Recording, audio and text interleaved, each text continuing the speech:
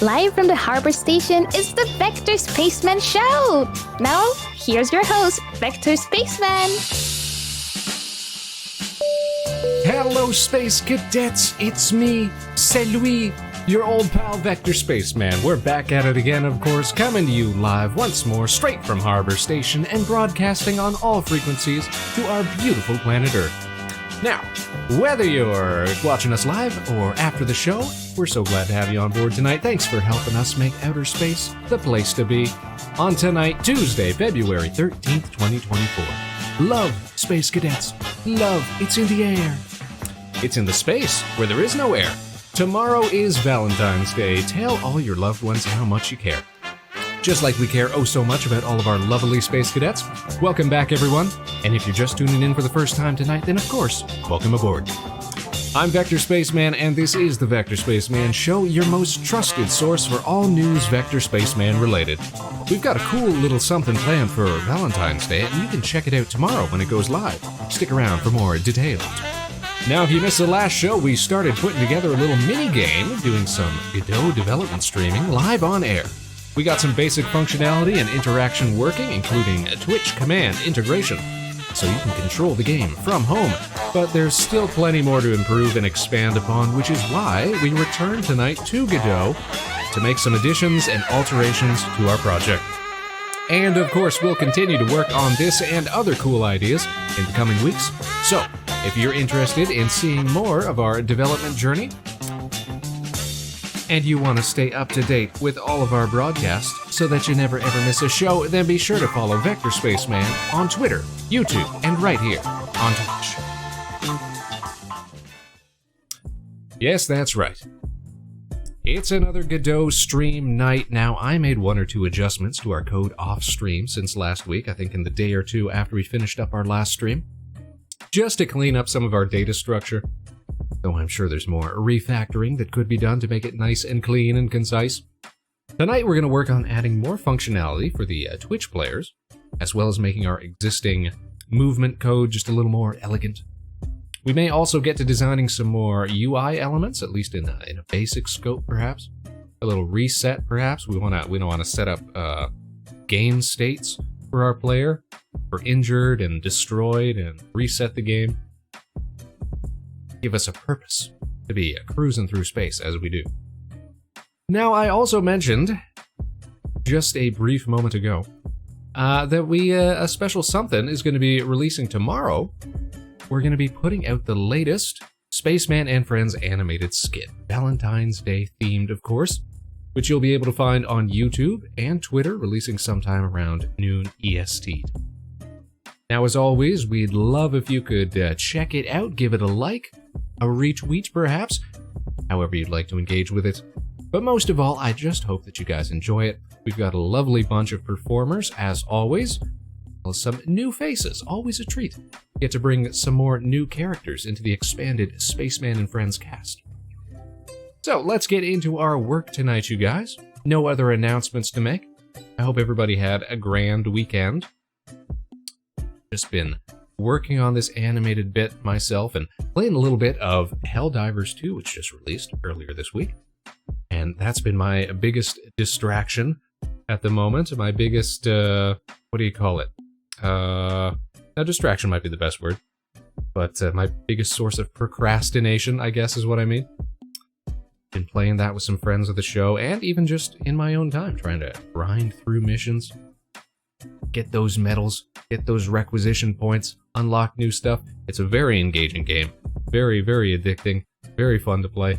And I'm sure you'll get to see it here on the show in short order, because we got a lot of friends of the program who are playing it as well. I'm sure we'd love to put together a collab stream for it pretty soon, because everybody seems very hyped and excited about it, even amid all of the little sort of launch issues that the game is having. So that's great. You know, it's got a solid gameplay loop when you can overlook those little hiccups. All right, so we're going to get into things. Space Cadets, as always, feel free to follow along the process. We're going to be chit-chatting as we work, voicing our thoughts. It helps to get the mind flowing, you know, get the mind working, get those gears turning. Or hey, maybe just keep Spaceman on in the background. You know we appreciate it. Now let's put on our thinking caps and our programming hands. Hold on a second. Let me grab my... Where are we? Assets, my arms. Here we go. Give the old guns A and put on the old tablet hands. There we go. And let's head on over to the big screen, shall we? It's time to get to work here. Bam! Here we are, back in Godot. Here we have our screen. Here we have our little basic setup. Now, first thing I'm going to do, I'm going to re-enable our Twitch redeems, which control our little SPACEVAN here. Let me just activate those real quick. Move up, move down, so that we can test this out as we're working. All right, those should be online. Let's see. You know what? Let's change our audio here. Get something a little classier to listen to. Let's see. The old lounge music. Here we go. There we go. Lovely. Okie doke.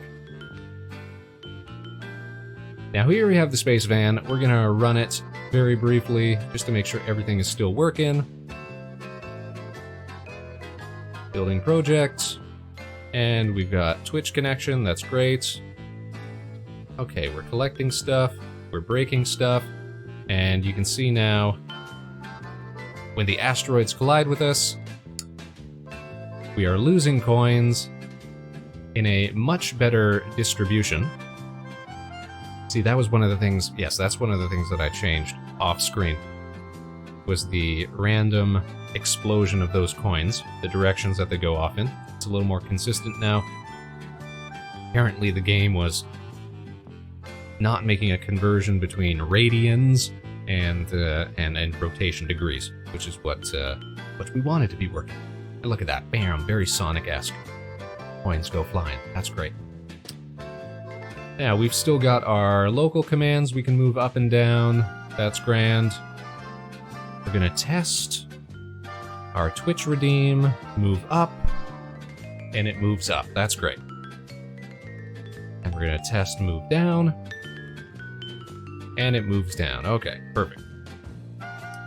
Now the one thing I think I'd like to implement with the game here is we're either going to have to slow down, sort of space out the, how you say, rate of generation of these spawnables, or we're gonna have to add some sort of like warning to come up over here, like some sort of hazard icon that'll flash, like beep beep beep beep beep, to sort of warn you that an asteroid is coming. Because when we were testing last week, I found we were having trouble dodging asteroids because there's just, you know, that inherent lag between the time that you input a redeem, which, and the time it takes to get to the space PC. Like, for example, we'll wait here. If we want to dodge, we want to collect these 2 coins and then dodge up, you know, we get hit because there's just that little bit of lag. We want to move down. Aw, shucks, there's no time to move out of the way again. But, you know, if I was just controlling it locally, you know, I can make more ambitious moves like this. I can go like, and back up and skirt it like that. But of course, we can't do the same thing when we're controlling it remotely through Twitch. So we're going to have to make these obstacles come in a little slower, I think. And maybe give players a little forewarning so that they know, oh no, it's time to redeem a move because one of these lanes is having an asteroid coming. That sort of thing.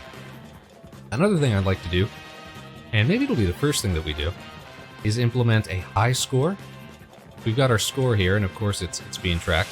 But as soon as we hit an asteroid, we lose all of our coins, so that gets reset. But we could have a high score, which is stored locally in a little text file that gets updated anytime that our present score goes over the recorded high score. All right. Now, the other thing that I changed after stream last time, and I'll tab over to it now, let's see. Here we are, back in Visual Studio, was we swapped out the van lane construction from a,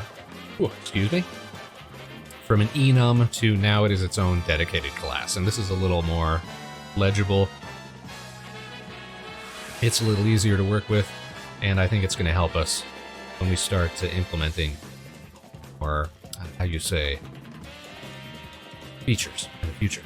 So now our van lane is not just a stored integer, now it is a stored, well, it is a class which itself has a stored vector2 for position, for x and y position, and it's got some static presets for the van lanes that we want to call by name. So for the top, middle, and bottom lane, and we might also add a destroyed lane as well if we want like the Spaceman to sort of glide off screen after it takes too much damage or something like that. So that's something that we'll be working on as well. Is that background music just a little too loud? That's kind of frenetic. Just tone that down.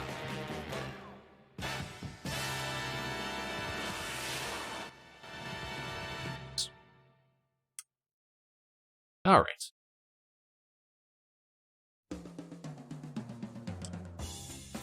So what are we going to do first here? Well, let's hop into Godot. And let's work on that high scoreboard. We've got our scoreboard, which itself has its own script. Anytime we call update score, we read from the SPACEVAN's number of coins.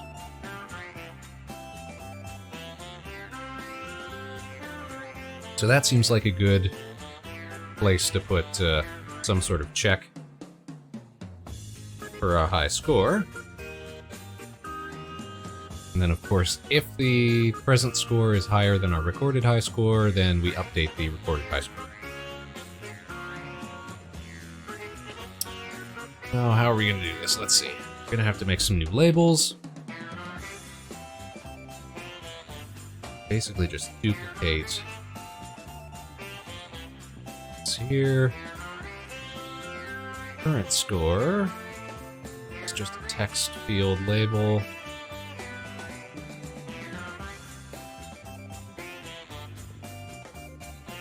Select these. And we're just gonna drag them over here. That's where we're gonna put our high score.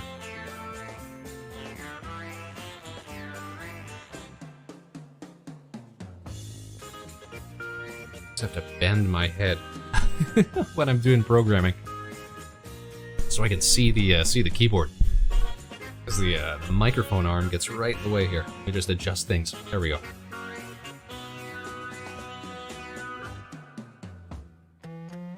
Alright, that looks good. Good-ish.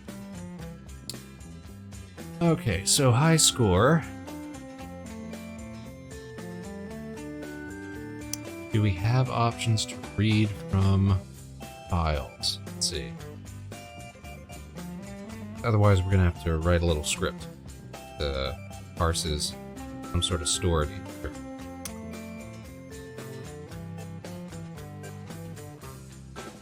Localization, etc., etc. Okay. What we'll do then, in our, got our ID info down there.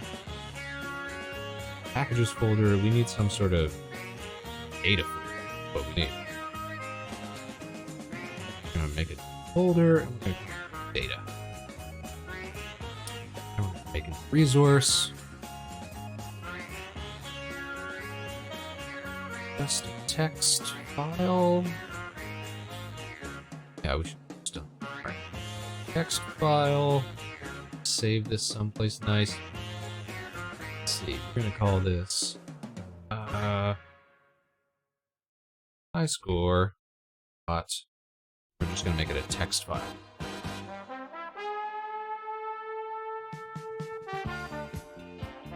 Double click on this, we can see it's got nothing in it at the moment. So I think what we're gonna want to do is just give it a default value of 0. Close this. I wonder what would happen if didn't have anything saved in the file to begin with, we'd have to write some sort of try statement to check if there's no data in the file, then to set the high score to be 0. Otherwise, read what's in there.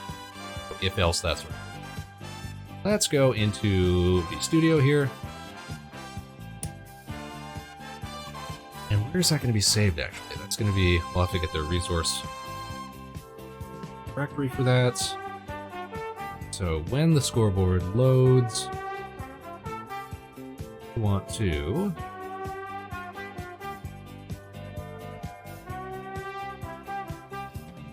have another label for high score.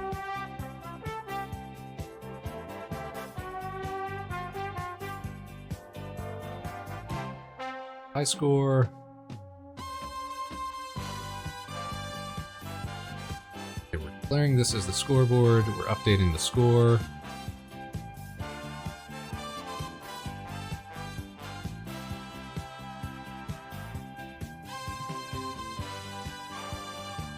I would love to not have to load comments every time. You know what an issue I've had with Godot is that there's actually no, to my knowledge, not an easy way to load text files as like a resource in the same way that we do like JSONs or XMLs, which is kind of annoying.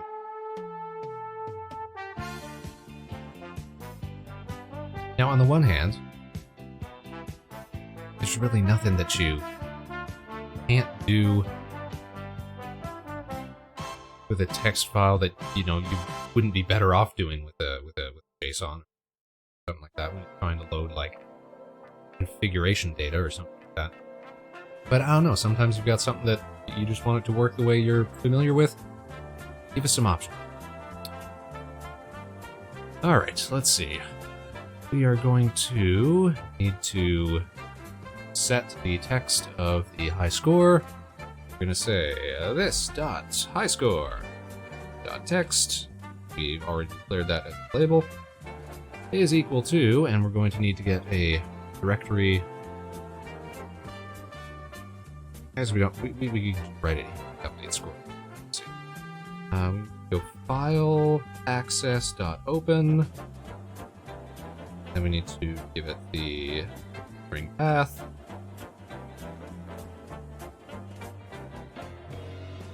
And I want to read right now.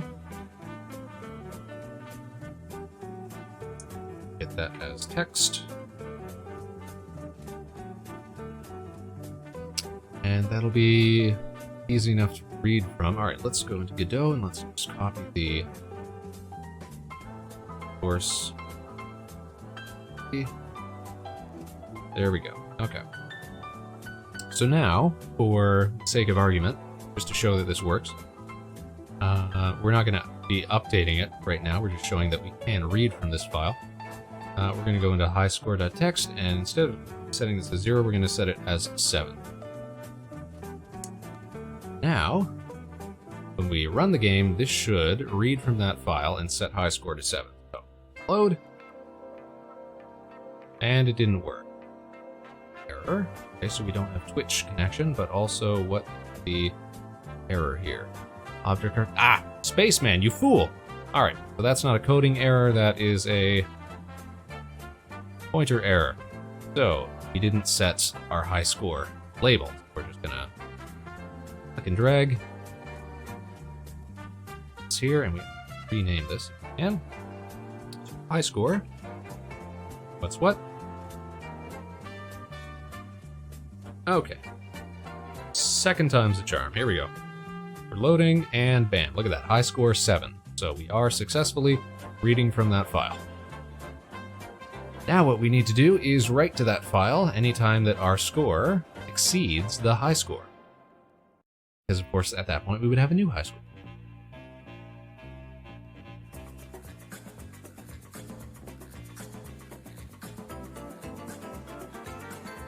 So we need to store the high score somewhere. We can just make that a private variable up here. Private int.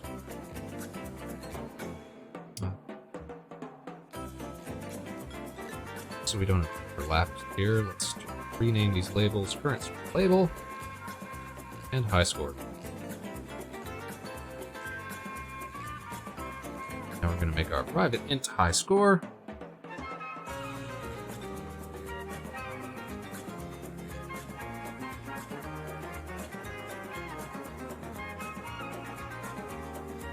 Now, instead of setting the text of our label to be the text derived from the high score file, we're actually going to derive our high score integer from that file instead. So we're going to say, when we update the score, this.highscore is equal to this, but we need to parse it as an integer. I'm going to say, oh, Nap, how are you doing? I just saw you redeemed the up. I'm sorry, we aren't running the game at the moment, but those are still reading. We were testing that earlier. Ah, the SpongeBob music. Yes, that classic Martini Lounge music. This is a Vector Spaceman stream. You're absolutely right. I hope you're doing well. How was your weekend? How has the beginnings of your week been? We're just making some little changes to our minigame tonight. Adding some stuff here, refining some stuff there.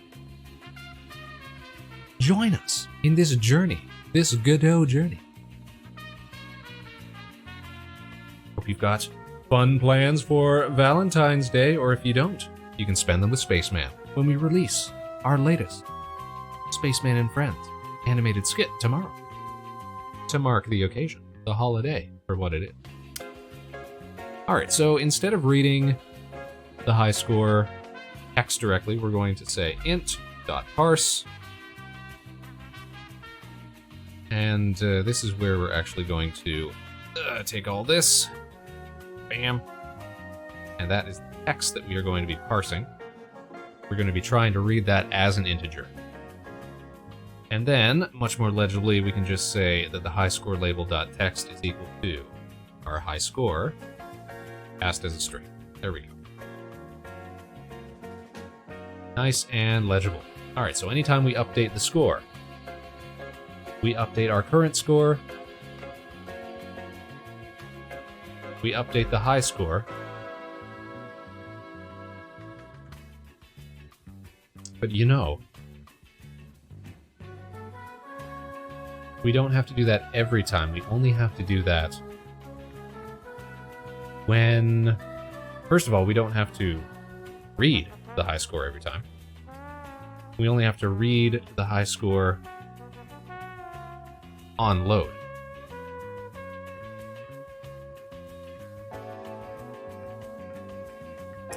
So we read that when we load, then when we update the score, we write it, but we're also going to have to write it to that file. So we're going to have to write some sort of update high score method to make it nice and clean and easy on us. I could go on a tangent on why today was heck, but I don't want to rant. No, I'm a lonely Florida man. Well, there's always gators. There's always gators and pythons and all sorts of critters for you. And of course, your friends on the Vector Spaceman Show.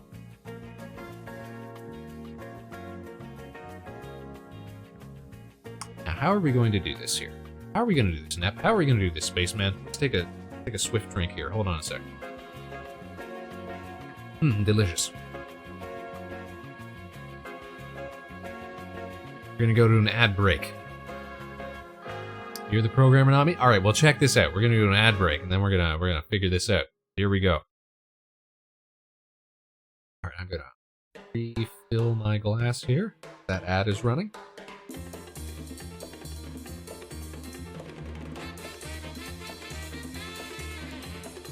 Classic 8 p.m. music, man. Alright, let's lean off screen here for a sec.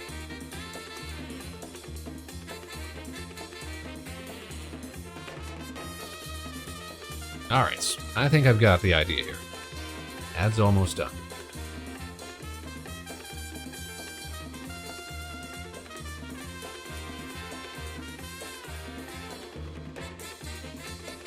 Alright, welcome back. Here's what we need to do. We need to update the high score. We don't necessarily need a whole separate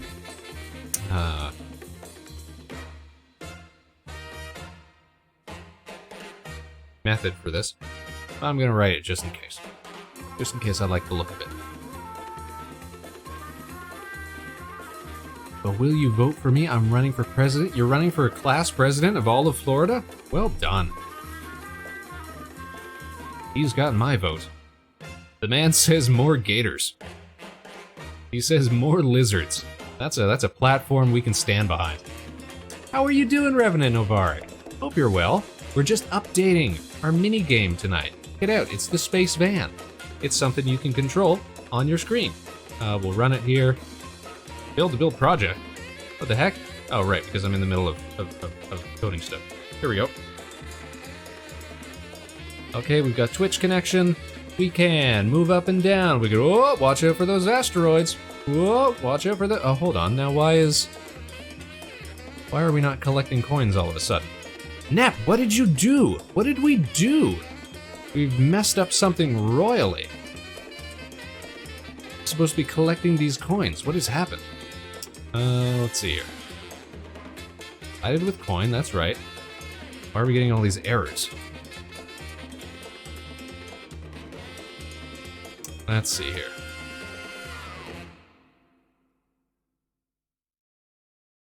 What has gone wrong, huh? What has gone wrong?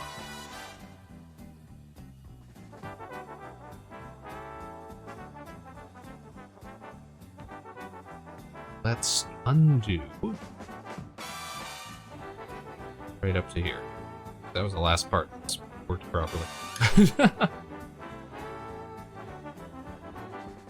Got connection. We've got asteroid collision. Bam, bam. Coins still aren't working for some reason. And we're getting errors. Let's see. 99 little bugs in the code. 99 little bugs. You take one out, you patch it around. 137 bugs in the code. You're not wrong, though. You're not at all wrong.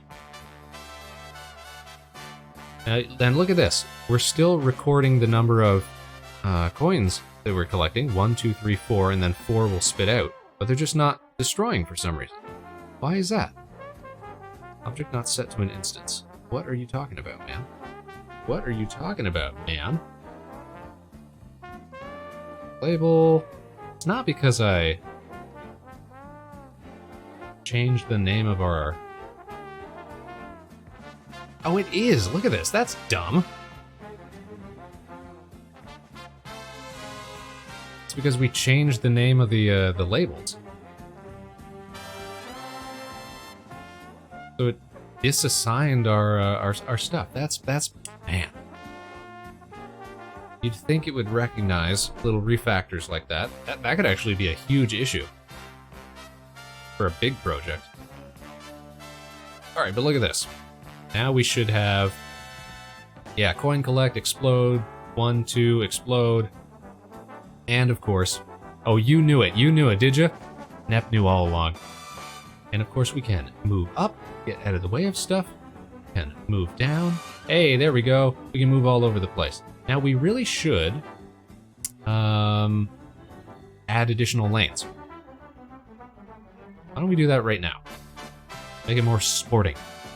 Really all we're gonna have to do is duplicate our emitters here. The first thing I think I would like to do is add the possibility for nothing to get spawned. We're going to put a few more items in here. And I actually think that I would like coins to spawn at a more frequent rate. So let's try putting coin in here. Now we can either spawn a coin, an asteroid, a coin, or nothing. And so we'll see if we run this. Is it randomized or is it a pattern? No, it's all randomized. So as you can see here, we go coin, nothing, coin, coin, 2 asteroids, coin, asteroid, nothing, asteroid, a whole lot of nothing. Then some coins. So see now, because it's all randomized, we've got blank spaces, We've got safe spaces where we get like long strings of coins, but I think these are still grouped too close together. So let's change our frequency. Right now we are spawning 0.5 items per second. We could tone that down to like 0.2 items per second, which is to say that every 5 seconds we spawn an item? Is that right? Am I doing the math right? Or what do you think? What do you think?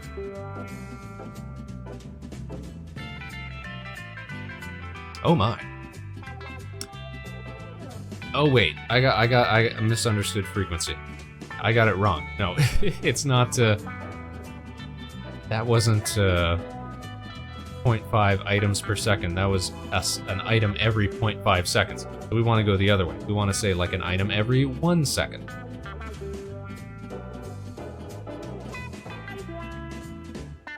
So every second, something gets spawned. It might be a coin, it might be nothing, it might be a coin, it might be a long string of nothing.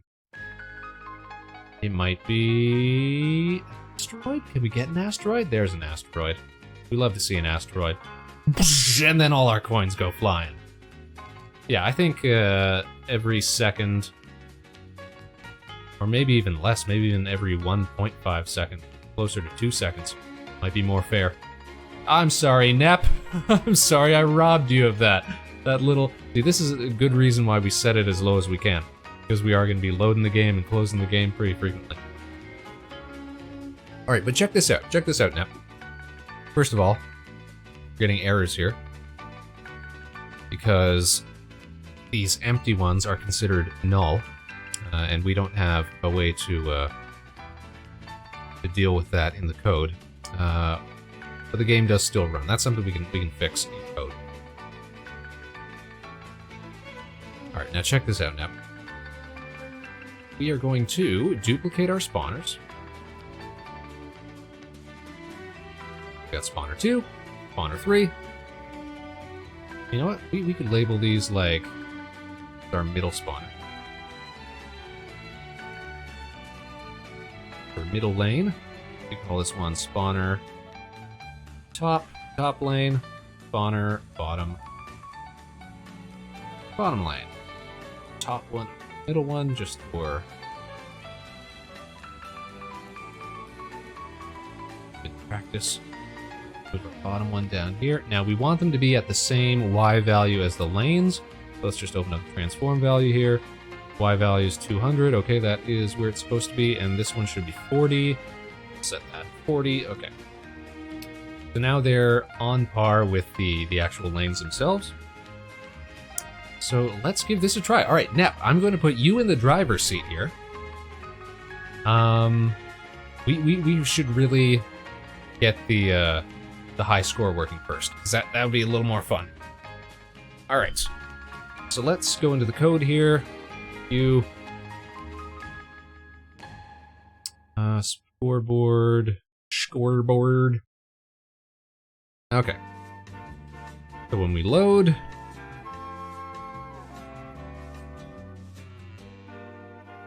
we're going to set the high score, which is being read from that file. When we update the score,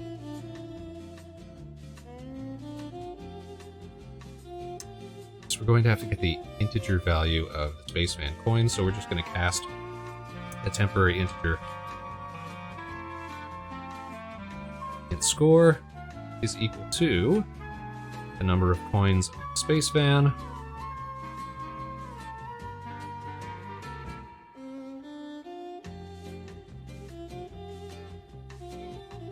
text is going to be equal to score string, obviously. Okay, and then if score is greater than high score, so our high score integer stored here, which we load at the start, and we're going to check every time that we do an update score. So if it's bigger than the high score, then we're just going to call update high score, which is a method that we're going to make right now. Still lurking for one? All right, don't worry. I won't start the crazy stuff until you get back. I'll let you go ham control of the space van once you get back. I cannot spell. Wow. Public void, update high score. Technically, we could probably get away with putting this all in the update score method, but I don't know. I like compartmentalizing stuff. All right.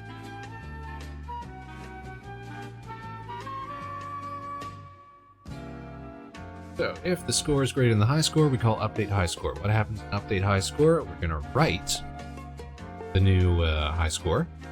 We're going to say this dot high score is equal to, I guess we have to pass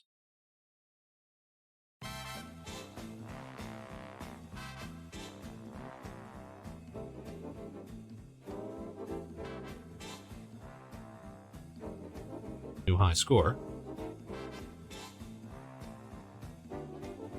This is the best code ever written. It will work.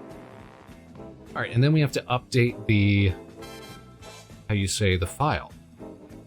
We're going to go file access, open, and then we're going to use the same path that we did before. This time we're going to write, just simply write to the file.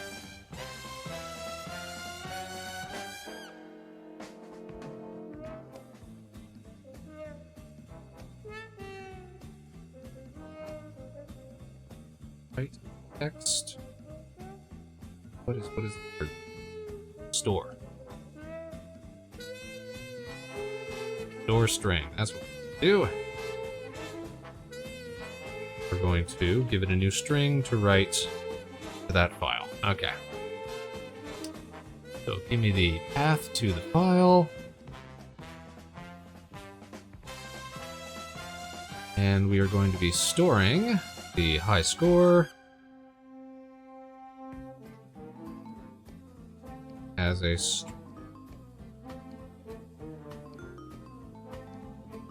makes sense, doesn't it, Nep? I thought so. Thank you so much for the redeem, for the hydrate.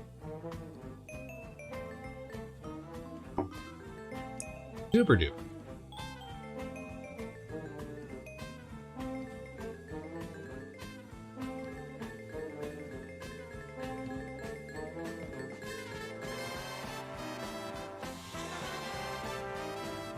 See, I would love to put this part into the update high score.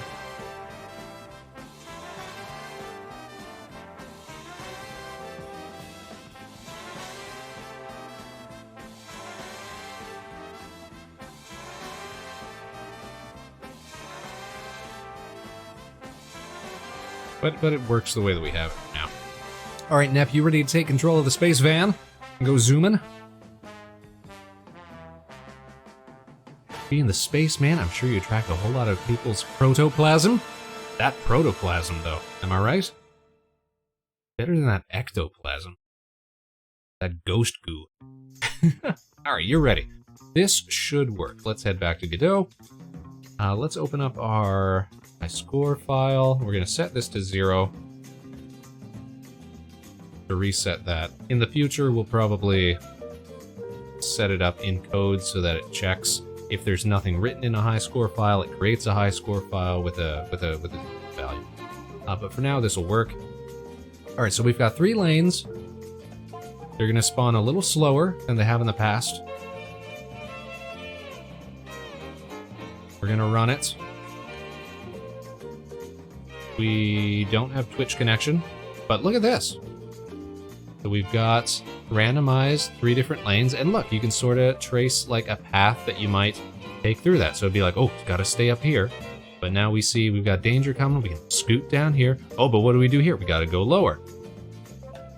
We gotta weave our way through. We're gonna have to write something that makes it so that we can't spawn 3 asteroids like in a line straight down.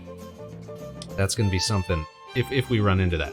Now you can see the high score is not updating here, and we're getting a lot of errors. So before I hand it over to you, and you know what, it's a good thing that this wasn't working properly. Following files are newer on disk. You should resave them. Yeah, absolutely. Is that because we had it open? Ah, it is. Okay, we're going to close that. Now show me those bugs. Object not set. Spawner. What does the spawner need?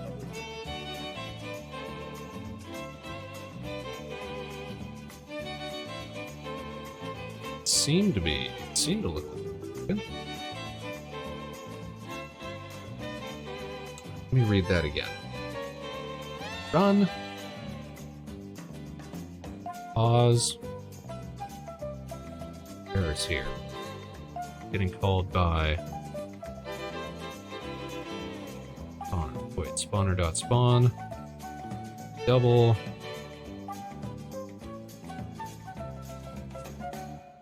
Perfect. Is your deal, man? Oh. What? They don't have...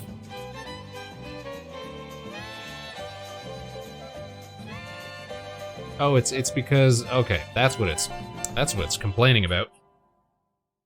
It's all about the null values again. Okay. What if you get pulled over? You just speed some more. Okay, so we're gonna ignore these errors for now. But I'm still a little concerned as to why the high score isn't working. We're gonna grab some coins real quick. Okay. And we're gonna exit.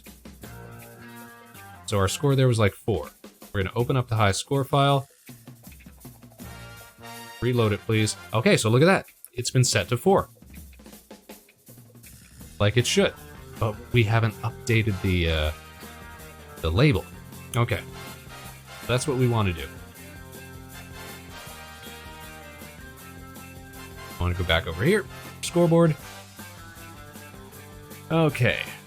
Right, we saved to it.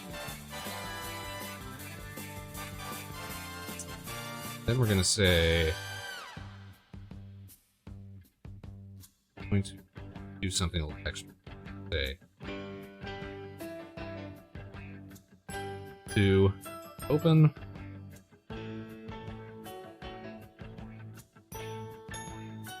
I'll write... store? Or string... my score... dot string, thank you. Say close. Make sure that everything is written to file the way that it should be. Then what are we going to do now? Then we are going to say, after we've updated score, this is what we should have done beforehand. Say this dot high score label dot text is equal to high score dot toString. Absolutely. Now it should work.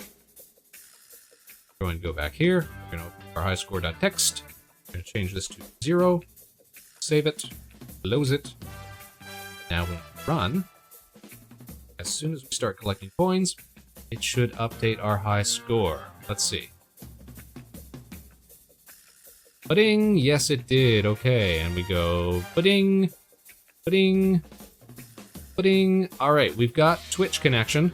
So, whenever you're ready, Nep, you take control here. Right now, the high score is 8, but our score is 0 right now. Can you do better? Oh, and look, this is what I was warning about. So big lines, like how do you get past stuff like this, right? All right, he's got 1. Oh no, another one coming. Yeah, what can you do about that? We're gonna have to specifically code against that, which means that we are going to have to, and there's the delay. That's why I was saying we gotta slow things down a bit. Plus, I would really love to put like a warning that'll come up on the side here, like some sort of flashing triangle with like a an alert or something on it, like a beep beep beep beep beep beep warning sort of thing. That'll tell you when an asteroid is coming on that lane. Which is why I think it would also be a good idea, not to, or like to make asteroids more rare. All right, so here's some things we can do. we can write it so that we can basically turn the 3 spawners into a unified spawner with 3 different lanes, which all draws from the same. Well, we could make, because in my mind, there's some merit to having like an idea where the extreme lanes, like the top and the bottom, because you can only move in one direction, that they should have a different spawn rate as the middle one. As the middle one, you conceivably can dodge more. So the middle lane, we might see more frequent asteroids, maybe. By like a super marginal amount. But it might be worth experimenting. Whereas like on the periphery, we might have it more common to spawn like power-ups or something once we start implementing those. Jetpack Joyride? Yeah, it's pretty similar to any sort of endless runner. Like, oh, look, we got an opportunity here. We can go for the high score. Go for the high score, Nep. Go for the high score. 9. He's got 10. He's got 11. He's got 12. Keep it going, Nep. Keep it going. I'm not gonna influence it. It's all you. Oh my gosh. Oh, you gotta get out of the way. Oh, you gotta get 2 loads. Oh, it's all over. It's all over. Ah, with that big explosion of coins. But that's fun. And I think it gets a little more hectic, especially if we had more people redeeming. Then you'd have like conflicting stuff where somebody goes down but somebody goes up and then it starts glitching like that, right? Alright, so we gotta make it so that we can't have a 3 stack of asteroids. We also should probably slow it down a little bit more, compensate for the lag. And we should probably write it so that asteroids can't spawn one after another. There should always be a space between, like, we shouldn't have this. We should have at least a space, is what I think. I'd also like to give spawnables a spin value so that we can make the asteroids like turn as they're going, because I think that looks a little more fun. Actually, that shouldn't be what we work on right now, but I want to see that in action. And then, of course, we're getting all these errors because the game doesn't like having a blank spawnable. Also got to think about sounds. Yeah, like, I would love to have like a little like boop boop boop boop boop boop boop boop boop boop boop sort of sound effect for the little plasma rings, and then like little space background sound, or maybe some I don't know, maybe some little chiptune sound or something like that. Ideally, we'd only run this little mini game like during ad breaks, or like if I have to step away from the computer for a second or something like that.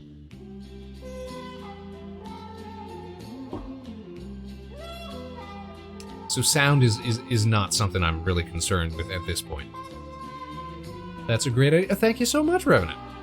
Yeah, I was thinking just make some little mini games that we can run every now and then, and they'll all be Twitch integrated.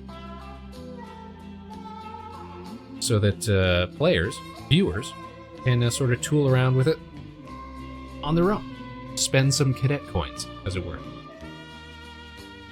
And I'd love to get some of our frequent collaborators, friends of the show, sort of involved with their own little mini games. I think that's fun, and it gives me an excuse to keep practicing coding and what have you. Okay, I want to add a spin rate to our spawnables, because I would like to see those asteroids not just statically moving across the screen.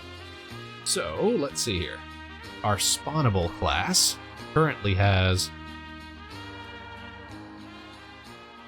a direction and a speed variable. I would like to give it a rotation variable, and ideally probably a bob variable for like the coins. We could have them like bob up and down, that sort of thing, like bada bada bada as they go across the screen, that sort of thing. But for right now, we're just going to... This is classic SpongeBob right here. Call this rotation.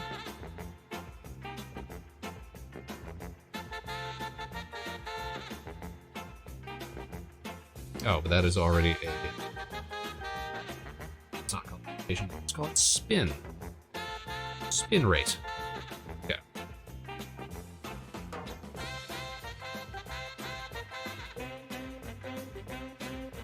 Be an exportable value.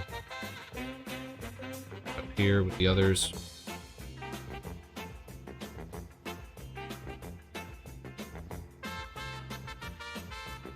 Public. Have it protected. Okay, so when it moves, you know, we should probably refactor our movement code as well. Because what we have here, where we're just manually changing the position, is not great for comparing collision areas. We want to use like the built-in move function that is in Godot. But thankfully, none of the stuff that we have is moving at such speed. That would be a problem, so we will ignore it for now. Leave ourselves a little note. Consider changing manual movement to move and slide method. Okay. I was just looking for the sports channel, Gary. I know that exact episode you're thinking of. Okay, so as we are gliding across the screen here, give us a 0 value. Ba-dum-boom. You're going to say that this dot station degrees. Going to change by a value of this dot spin rate times float delta.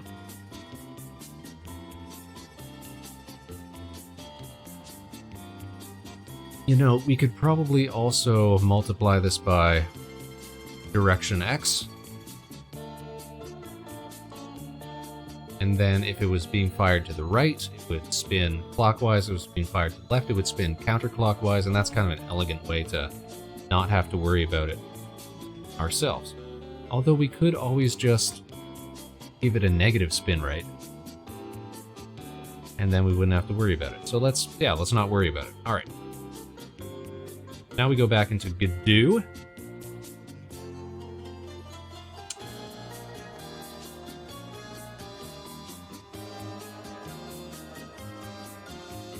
And you know what?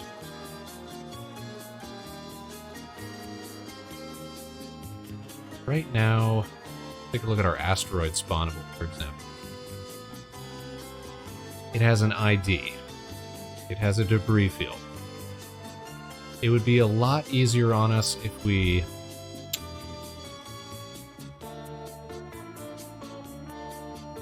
reload and it's got a spin rate of 0. It would be a lot easier on us if we changed all this junk to like a JSON or an XML. Because we have an ID, and let me guess, if we go into the code for our spawner, spawn equals null, we give it a direction, we give it a speed. Okay.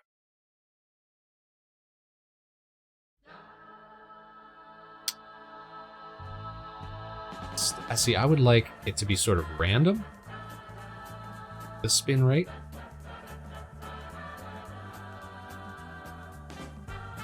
So here's a little hacky way we put. Doesn't equal null, then we do this. If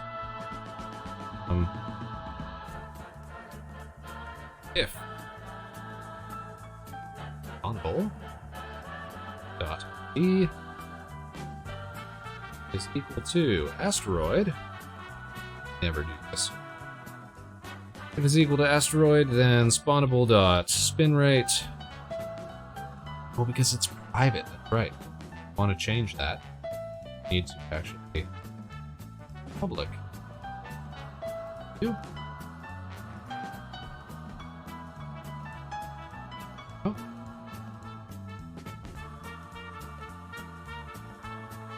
spin rate is equal to, and then we will give it a random value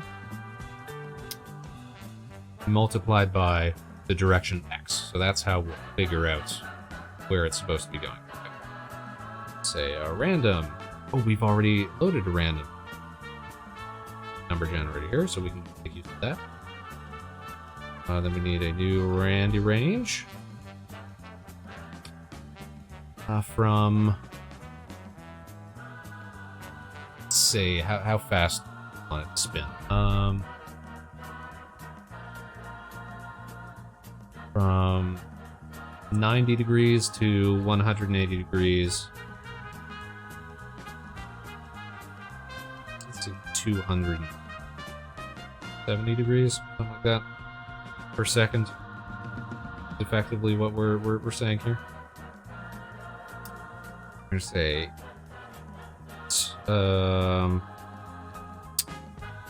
spin is equal to randy range. And then we're gonna give our spawnable a spin rate equal to spin. In fact, we don't even need to hold that variable. Say that it's equal to random.random range in those multiplied by spawnable.direction.x. Classic. Now, if we load our game, score should reload it. That's still doesn't always tell us that. All right, let's play, and now we should have spinning. Yeah, we got spinning asteroids at variable rates too. So you can see they should be spinning at variable speeds. That one's going faster than that one. That one's about the same speed as that one. That one's going really fast. They're all a little fast for my taste. Probably slow them all down. But it adds a little extra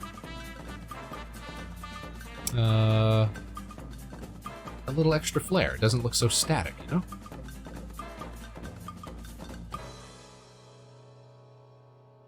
Need one freaking the F out. One just like spinning hardcore.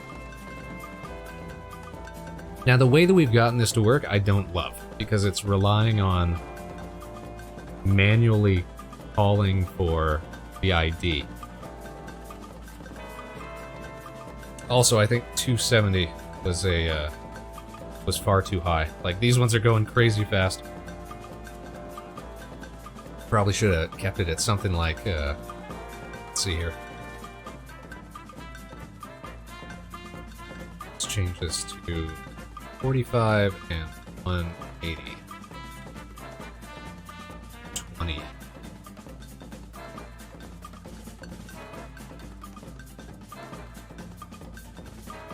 That probably looks a little more reserved. Let's see.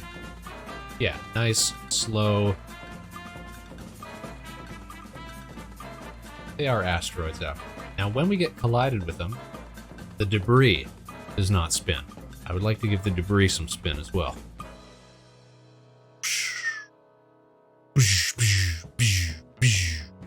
Just breaking everything here.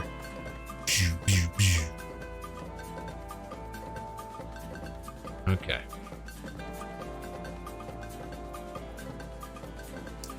Drink.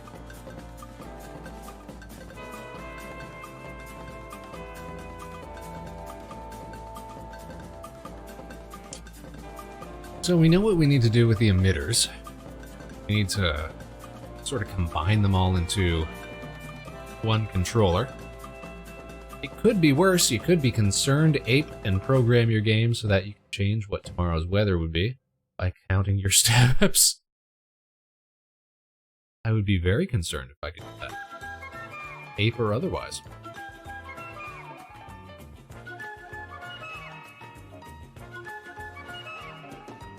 We can't.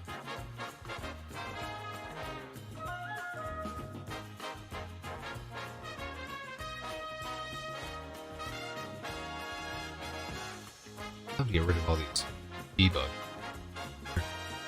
Spawner. So.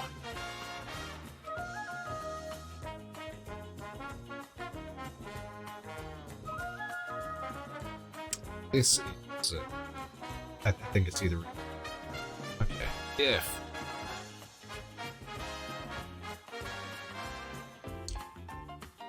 Spawn.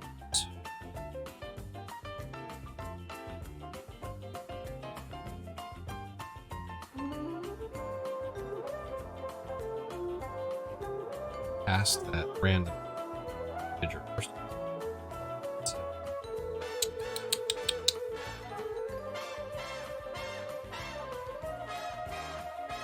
I for index. Index is equal to... I get this.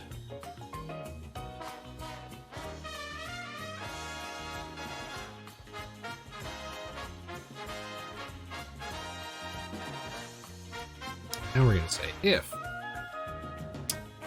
spawnables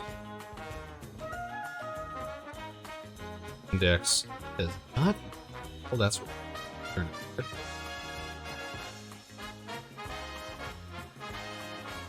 Then we're going to do all the stuff that we normally do. So spawnable is equal to name this place spawn.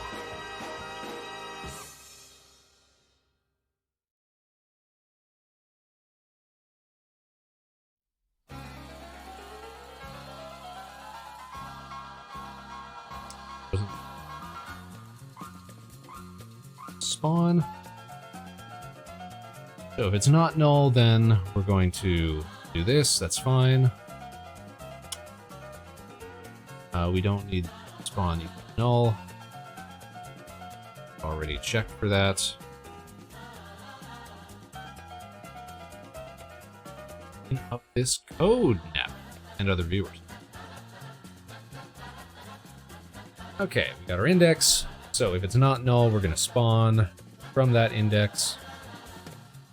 Set the direction, we set the speed. If it's an asteroid, we give it a spin rate. Then we add it as a child of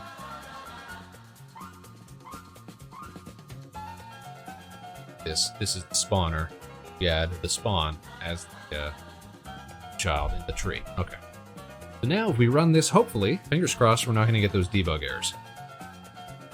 I'm not seeing debug errors. That's great. Not going to slow us down. I am not seeing our high score go up anymore, which is bizarre. What happens if we hit an asteroid? Alright, we do still explode. So that's good. But for some bizarre reason, we're not actually recording high score anymore. Now, why is this? What did we do? What have we done?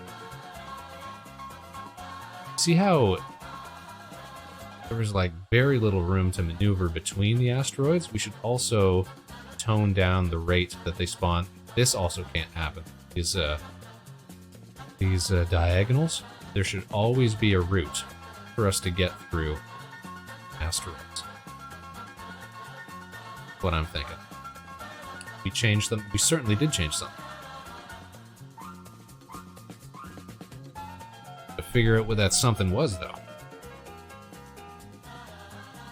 Alright, so, let me open up our high score. It's still set at 15.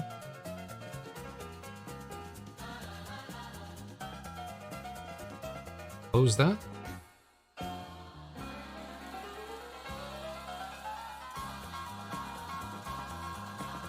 That should set to 15 on load, but it doesn't. Our regular score still tracks. Still loses stuff. Let's try to get more than 15, and we'll see what happens to the file that we're saving to. I appreciate the help, Kieran. All right, we got to get a lot of coins here. All right, so here we go. 15, 16, 17, 18, 19, and we'll cap it at 20. Oh, look, high score went... Oh, check it out. Thank you, Kieran. Okay, so I see what the problem was. It started updating at 16.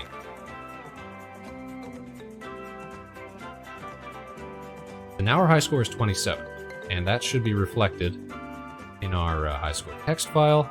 Yeah, reload please. 27. Here we go. Okay, so that works.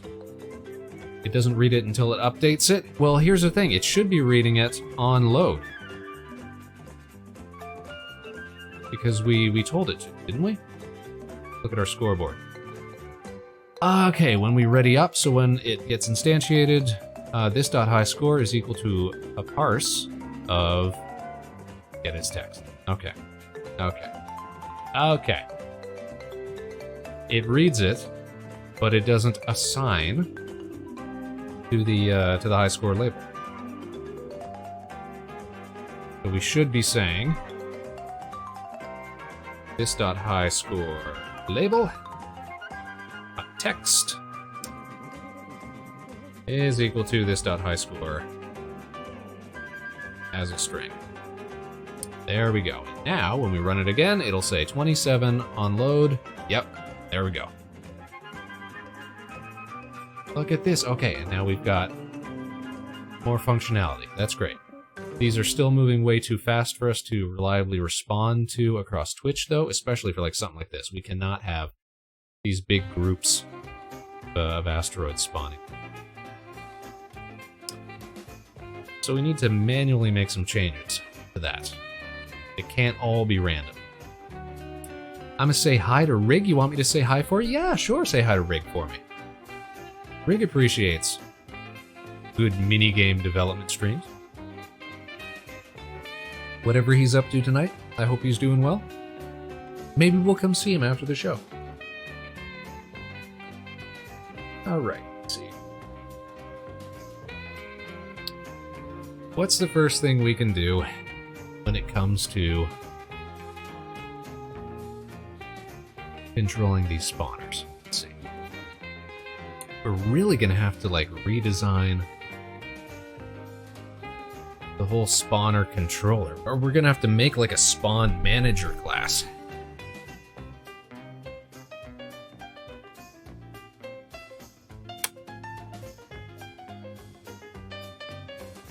To control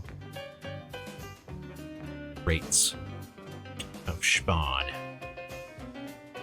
Okay, so if we're gonna do that, then we have to commit to every lane spawning at the exact same rate. They can all be randomized content-wise, but we have to commit to them all spawning at the exact same rate. He has a gun? He's screwed. Is he doing a Blender stream tonight, maybe? Is that what he's up to? Or is he playing Helldivers? I was saying earlier, that's been like my biggest distraction all week. He's doing Blender? Nice. I was procrastinating hard with some Helldivers too. That game is beyond fly.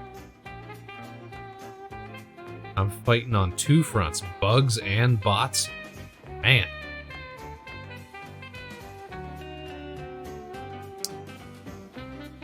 So should we make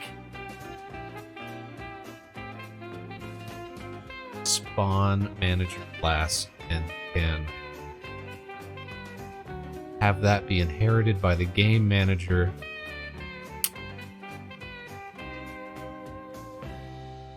We could do something. We could do something like that. Let's do something like that, and we'll see how it works. Let's go into our scripts file. We're gonna make a new script. It's gonna inherit just from node because it's not even it's not gonna be attached to anything even. Also raided Dragon stream on accident. Dragon is streaming. We love to hear it. It's a Dragon streaming these days.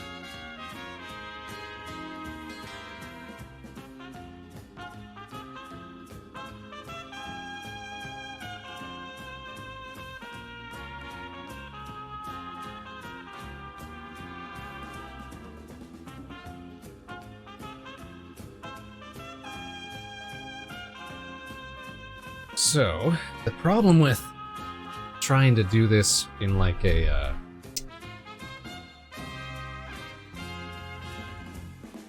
we are gonna have to attach it to something. Okay.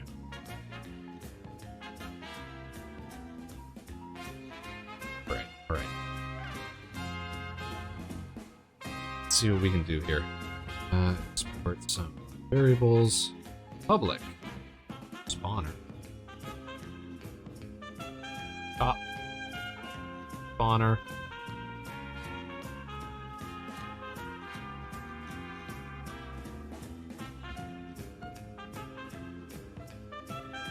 Middle spawner. And of course, we'll have a bottom spawner.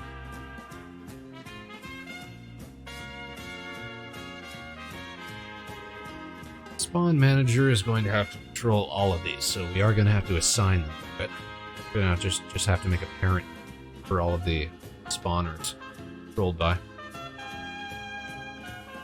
few days ago, I waltzed in and he was like, "I'm live," and I was like, "Oh shiz." Made a dramatic exit stage right. You just dipped. The man barely streams these days. You couldn't stick around and see what he's up to. Or you feel like you walked in on something private. Alright, so our spawn manager is going to have to control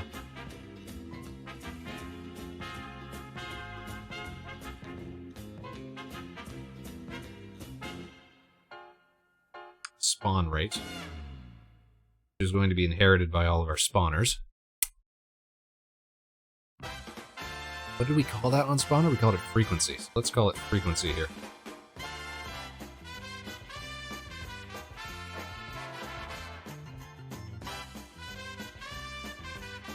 That can be a private value. We don't need to probably be private values because I don't think they need to be read by anything externally unless we do end up communicating with the game manager for this, but I don't going to have to. Alright, what else does a spawn manager deal with? Is the spawn manager... Well... I guess, yeah, it's better if the spawn manager has a counter, the countdown, does all the ticking.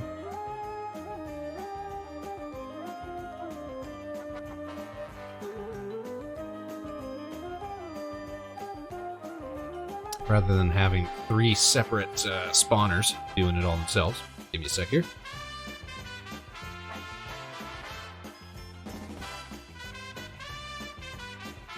Not really, because he was in a public Discord channel, so I wanted to say hi. Ah, I see.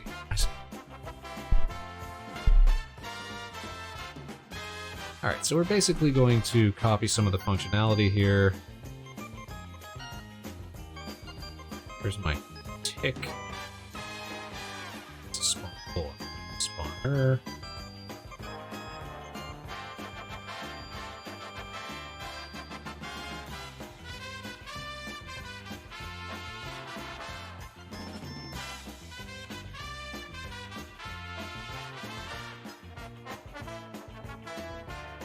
Our tick method.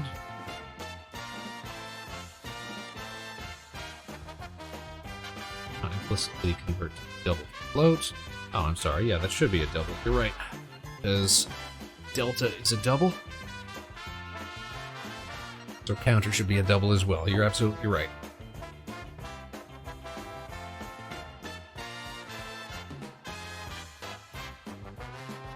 Okay.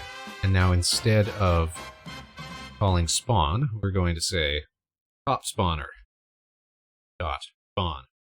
Going to say middle spawner dot spawn. Going to say bottom spawner dot spawn.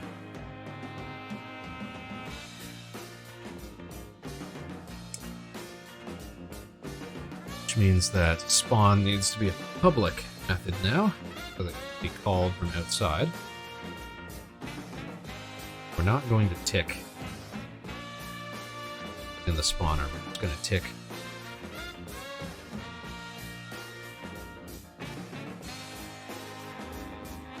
spawn manager.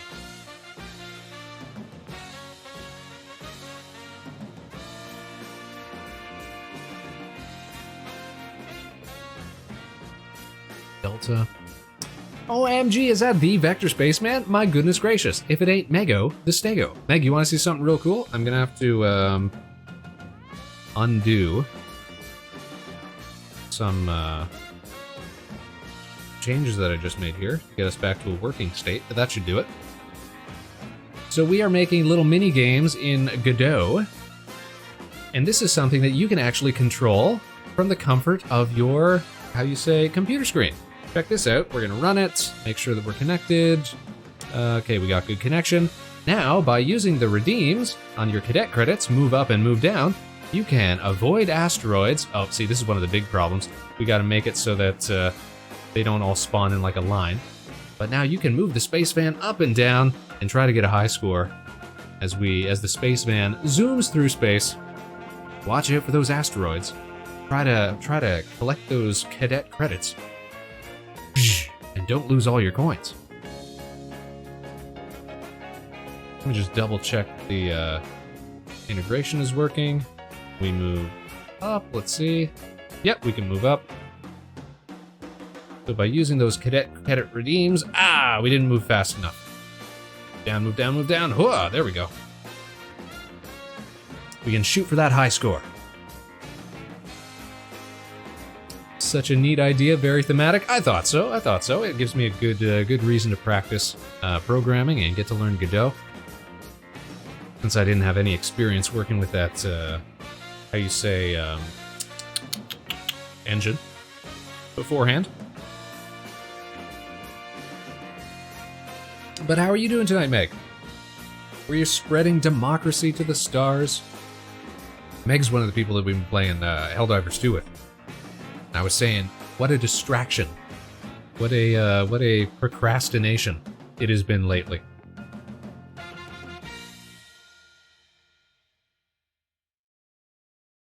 Okay, so we have to make sure that we can't spawn asteroids like a wall. We have to make sure that there's at least a space between every asteroid. I don't want them spawning like right next to each other. It is all randomized. We have to make it semi-random. I was up until nearly 5 a.m. last night / this morning spreading democracy. That's what we like to hear. That's what we like to hear.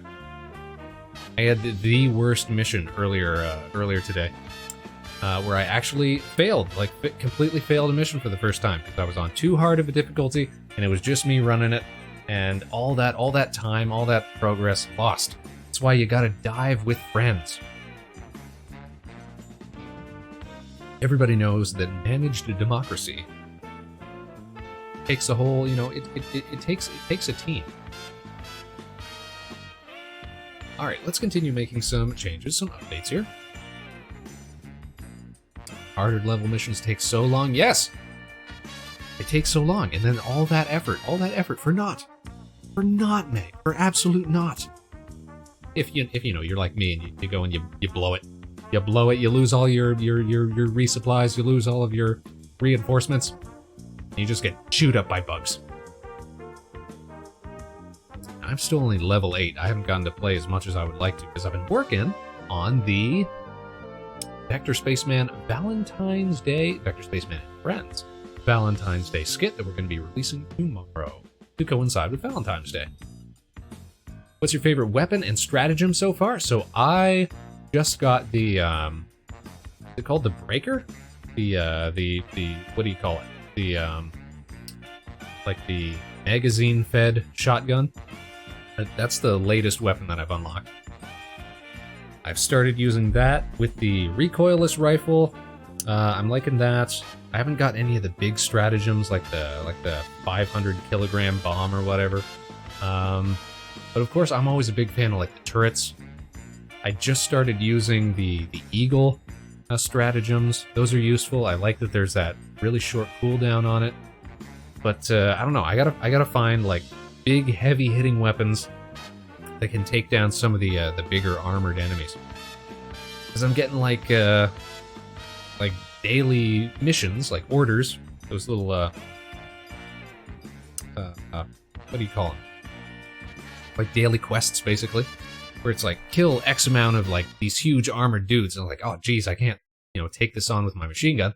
I gotta find something that can deal with this. The breaker, yeah, the breaker, OP. 500 kilogram bomb, personal fave, alongside the orbital laser. The laser, man, I love that orbital laser though.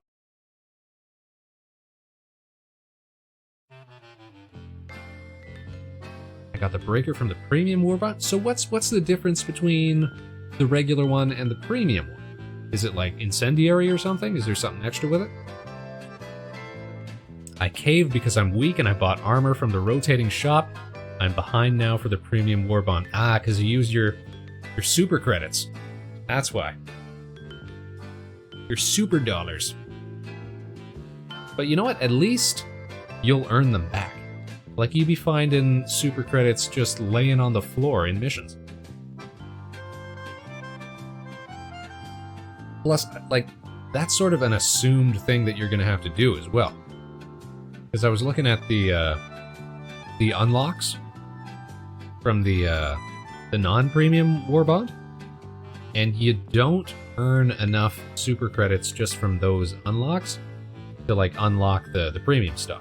So there is an expectation that you're either going to have to grind to get the stuff that you need, or pay into it to, you know, save yourself some time and hassle.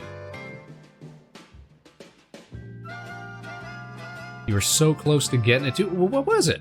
What was this? What was this super cool cosmetic or whatever that you were looking at? I haven't seen anything in there that I really love yet, just because I'm a huge fan of, like, the standard black and yellow Helldiver uniform. Like, I think that's such a great look. I'm not looking to, like, outfit my dude in, like, that orange or the white and blue and that sort of stuff. I'm more of a classic. Basically just fire weapons? Okay, that's what I thought they were. I'm always pointing out the little gold SOS lights on the map. Nice. You gotta have an eye for that. Man, we're closing down the stream. We're gonna go play Helldivers. No, we're gonna keep at this for a little while more. But I'm gonna be heavy into that game in the future. Like, I stopped playing Halo even, just because I wanna play more Helldiver. That's how good it is. That's how good it is. Well, you get so many super credits just playing, it's crazy. I already have over 1k and can still buy more from the warbot. Well, there you go. Karen must be pretty high level then. I was saying, I'm only level 8 because I've been behind working on the animated thing for tomorrow. But now that I got a little more time freed up, yeah, buddy. Yeah, buddy. It's gonna be bugs and bots. All day, every day. No, I'm like level 17. That's huge. What are you talking about? Level 17. Yeah, buddy.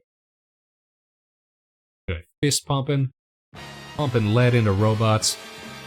I just hit 20 last night. Man, Meg is ahead of the curve. Now, are you guys playing with randos as well?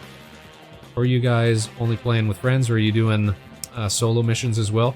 Because I'll do like a solo mission when I've got time, but then, you know, you don't get a whole lot of reward from it because you can't do the super challenging stuff because it's just you out there. On with people I know? Yeah. That's what I would like to do. I feel like you can't really trust the randos, especially when you can, like, get kicked at last minute, or they can sabotage, that sort of thing. Tried solo today, but 2 people I'm friends with Steam got put into my game and they went to quick play. Huh. Nothing wrong with that.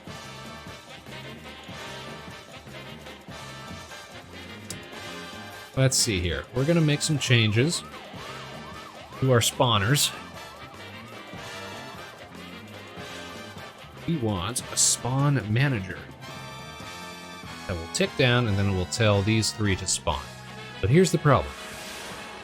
The problem is, we need those spawners to communicate between each other so that they know not to spawn like 3 asteroids at the same time.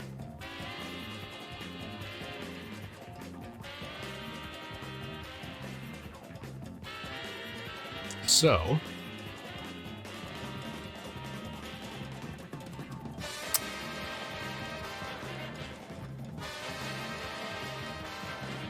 we could handle the spawning from within the spawn manager.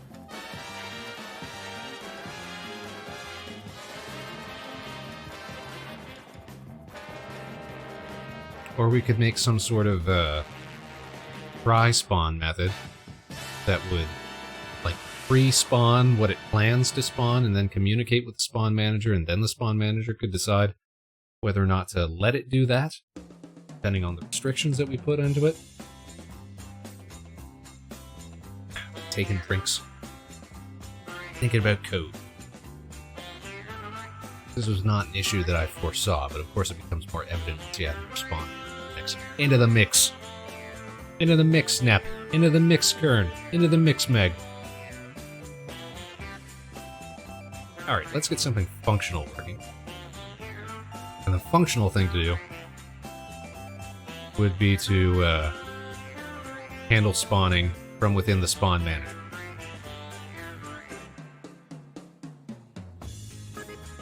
As we go to an ad.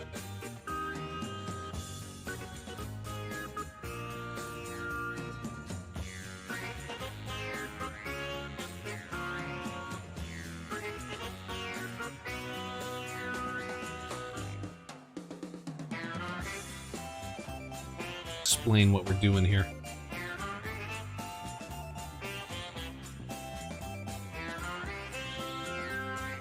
Alright, welcome back. Anybody who got stuck in an ad. I'm about to explain what we're doing here. So we're going to make what's called an overload method. It means it's got the exact same name, but it takes a different set of parameters. We are going to say, so we are going to create a separate spawn method that allows us to call the spawner and say, hey, spawn this particular spawnable. So we're going to say spawnable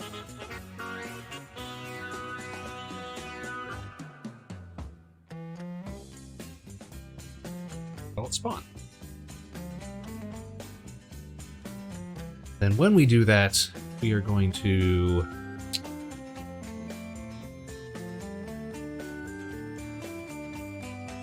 do what we would usually do, which would be to pass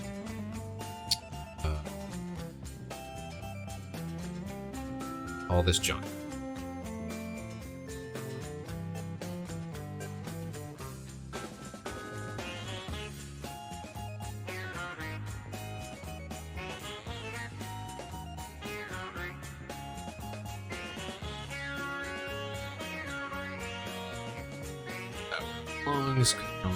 There.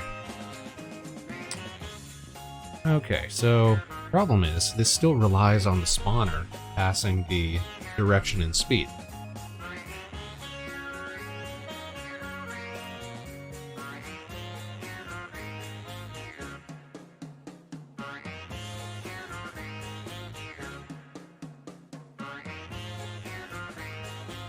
Could just take that out and have it be determined by spawn manager.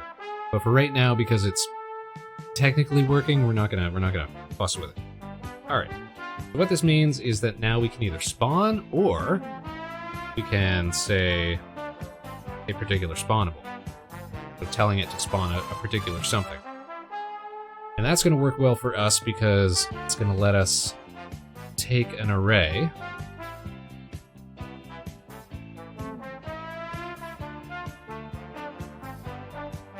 no, we could even read the array from the spawners. We could say make this public so it can be read by the spawn manager.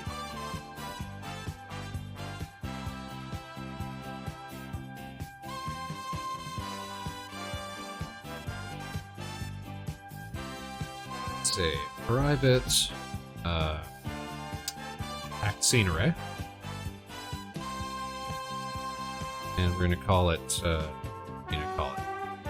top array. We're going to have another one for middle array and bottom array. So this means we can keep each spawner, each lane, can have its own unique array of spawnable item. Which is good because I had toyed around with the idea of maybe having lanes on the periphery spawning at a different rate than, you know, the center one. So what this means is that when we ready up, we just gotta say that this dot top array is equal to this dot top spawner dot array. What is it? Vaccine, we call it. It's called spawnables. Okay.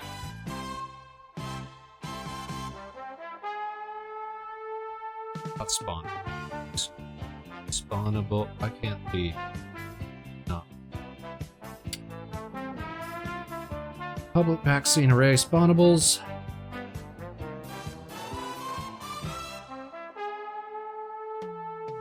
Spawner. Top array. Oh, not top array. This dot top spawner. Spawners. And we're gonna say this dot middle. This dot middle spawner spawnables. Then autocomplete. Spawn array is equal. Yada yada. Bada bing, bada bam. Okay, now we can read from those from within the spawn manager. It's going to be important for us because we're going to determine what gets spawned from within the spawn manager. We're not going to have to do that within the spawner. That's fine. So the spawner just basically acts as a position almost. Determine where stuff is actually getting spawned from.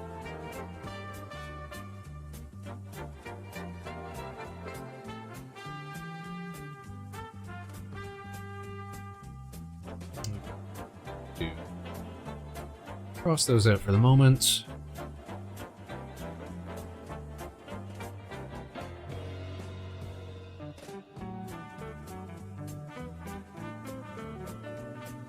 Now we need to start making our conditions here so that it doesn't... Here's the first thing we're going to do. We're going to make it so that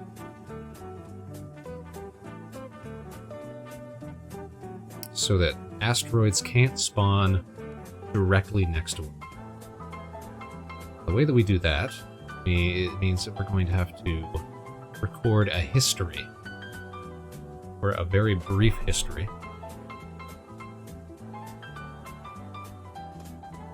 of the items that have been spawned. Hey, Squiggleton! An actual coding stream? Why wouldn't it be an actual coding stream? What you talking about, Squiggleton?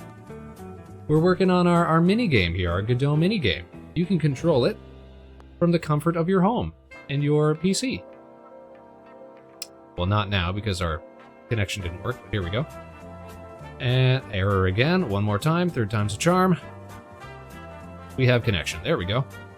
By using our lovely up and down redeems, you can get out of the way of stuff. You can collect coins. Try it yourself. Yeah. Oh, you hit it. You hit it on the backside now. All right, watch it for the asteroid. Better get out of the way. There go your coins. It's too slow. Time to bring back the days of Twitch plays. Yeah, so it's a little mini game that I thought would be fun to run like on ad breaks or between like a be right back screen or something like that. I'm finding that it's still a little sluggish. It's a little slow because of the delay between input and actual movement. So that's something that we're going to have to work on. And something that I'm working on right now is making it so that asteroids don't spawn so close together. We have to write a spawn manager that will make it so like they can't spawn in a wall. I don't want them to spawn one after another. Well, we're good at hitting rocks. You're so good at hitting rocks, though. But yeah, look at this. Like, there's no way to get through there, so that's why we can't have them spawning in like an X, like a diagonal. We can't have them spawning right next to one another. There always has to be a way to move. I was just thinking about Twitch plays Pokemon and Dark Souls. That's even more complex. Like, look, there's no way to get through here. We have to make it so there's always an avenue. We don't want to, you know, completely screw ourselves. We've got a high score of 27 at the moment, though. So that's a little inflated because I was manually like doing stuff. I can move it up and down with my keyboard keys. So that of course makes it a lot easier. Look, I can get a double, bam, bam, get it on the travel. this. Look, bam, bam, bam, bam, bam. He's so good, he's so fluid. But technically that's something that could be accomplished with just the redeems. Anywho, what we're working on right now is just trying to get the spawners a little more synchronized. So that's what I was saying. We gotta give it some memory so that it knows what was spawned over the last couple of spawn calls. So I think we could probably get away with just recording the last 3 spawn items. I was going to cosplay the Twitch Pokemon trainer for a con. Tired eyes, anarchy symbol on the hat, Helix fossil. But the joke was kind of outdated by the time the con rolled around. I've never seen, like, I've never actually watched a Twitch Plays event. Like, I only ever catch the recap. Because it seems like it would be something kind of boring to watch in the moment. Because it's just a lot of people, like, basically doing a tug of war, trying to accomplish what should be a pretty basic task.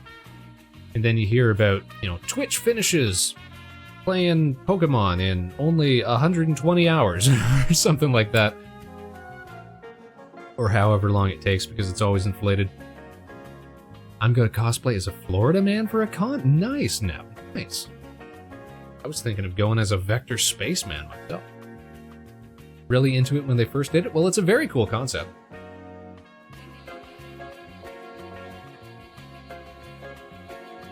I just don't think it would capture my attention for too long. Okay, so we've got the fact scene arrays. Do we even have to?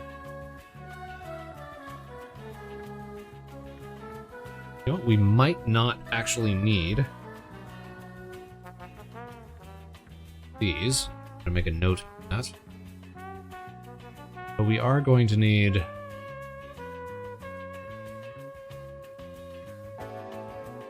fact scene arrays. All this top memory. Of course, middle. Bottom memory. You know what? You know what? I think that's limiting. We shouldn't be putting this here. You know why? Because it's like those old, you know, like BizBuzz tests. Like, alright, you've made it divisible by 3 and 5 or whatever, but what if you want to add 7? If you want to add 9? If you want to add 11? That sort of. We shouldn't store this here. If it's going to be a memory of the spawner, then we should store that data within the spawner.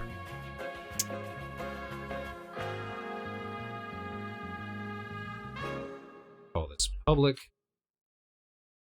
fact scene array, and I think we're just going to have to keep 3, and we're going to call it memory.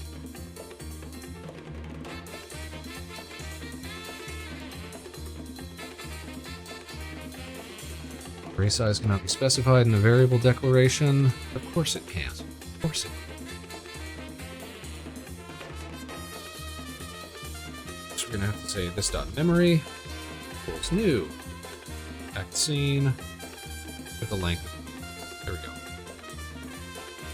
Hey Vector, if you need me to wear sunscreen on my person while I walk around the TwitchCon so you can just be your model, I'm game.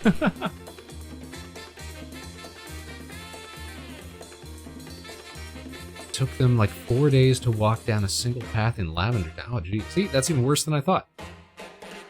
Also, when they spent 12 hours at Team Rocket HQ, beat Giovanni, then used Dig before picking up the Sylph Scope that they needed, so they had to do it again. See, this is why some people shouldn't have computers.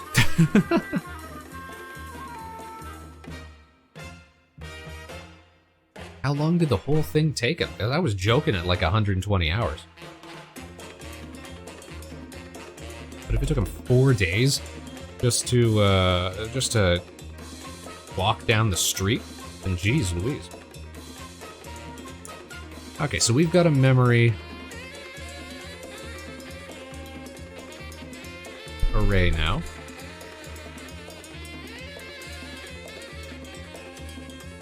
Here's what we're gonna do. When we call it to spawn,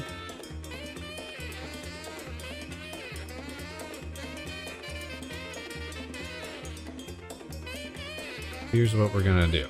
Here's what we're gonna do.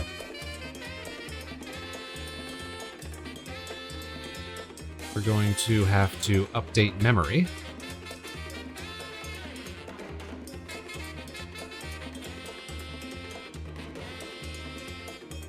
A method for that.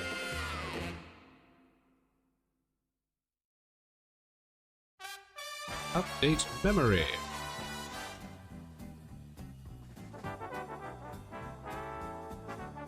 What we're gonna do is we're gonna say, all right, how are we gonna order this from most recent? Yeah, I guess so. We're gonna say dot memory 2 is equal to dot memory 1. Say this memory 1 is equal to this memory 0. Remember, these are indices. Say this dot memory 0 equal to, and we're actually gonna have to pass most recent spawn. So is this gonna be a packed scene or is this gonna be a spawn? We made it an array of packed scenes, yeah? That's gonna take more data to save.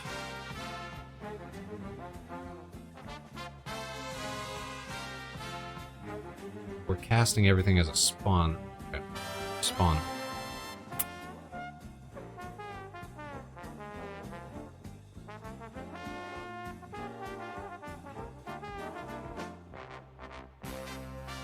So, make this an array of spawnables then. That's fine, that works.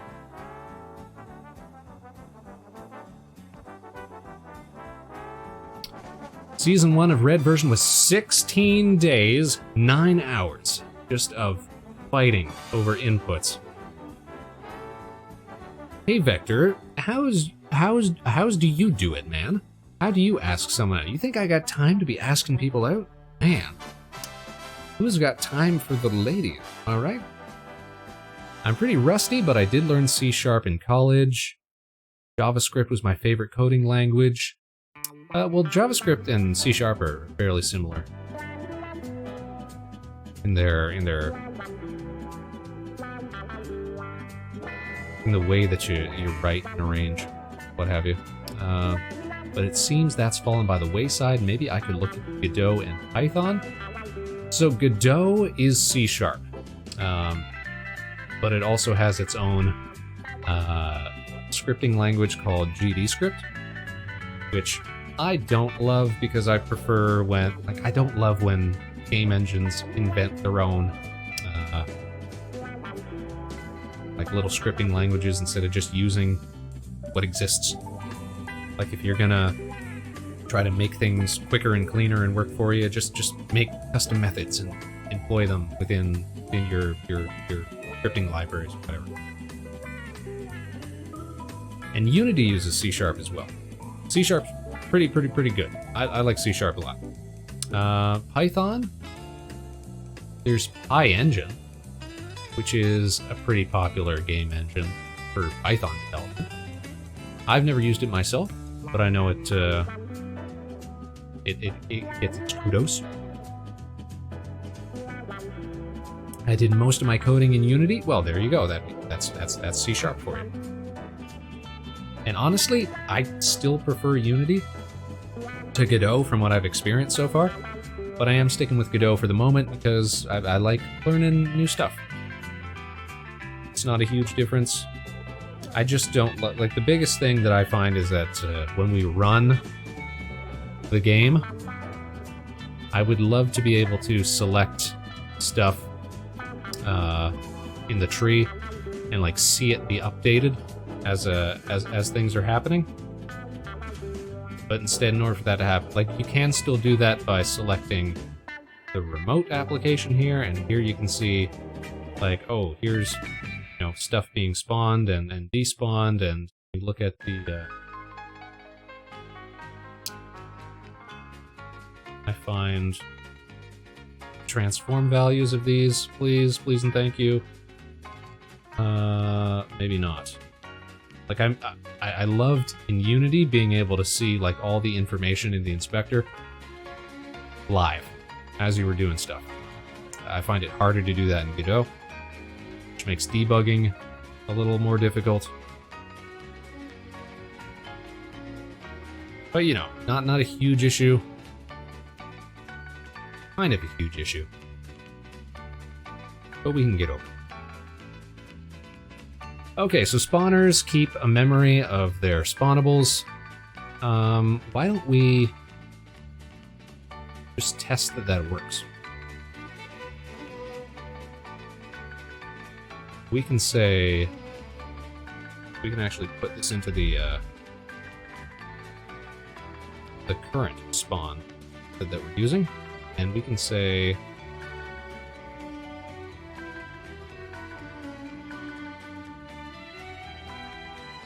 p.print. Then we can print the most recent memory item .id string. That's fine. So now, anytime that we spawn an item, we're going to be updating. So here's what we're going to do. We're going to say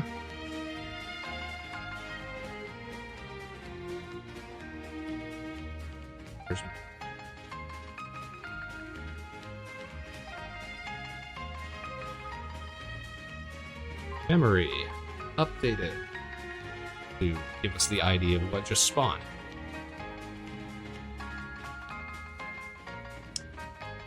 Let's run that. We're going to see a lot of stuff show up in the debug here. So memory updated. Coin, asteroid, coin. Which one are we reading? So ideally the top one would be spawning first, right? Coin. Okay, anyways, we see evidence that it is working. That's lovely. Made a side scroller where the gimmick was that the world behaves like everything off screen doesn't exist. Blocks would shorten, ropes would break, bridges would collapse, all just hitbox triggers and camera tricks. That sounds cool. What do you mean by everything off screen doesn't exist? Oh, I see. So like, yeah, like it physically gets sheared off, so if you walk back to view it again, it's all like missing. That is pretty cool.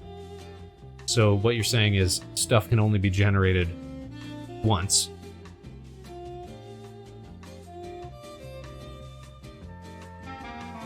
Okay, I get what you mean.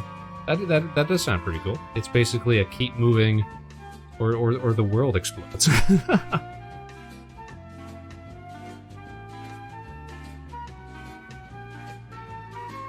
Okay, so we know that the memory is committing. It's good.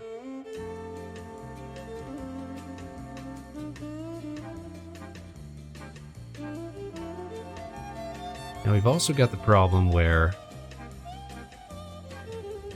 we are only calling spawn. We need to be able to update memory with a null value as well.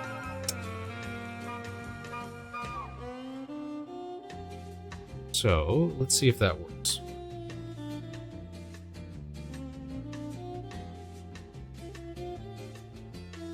This here.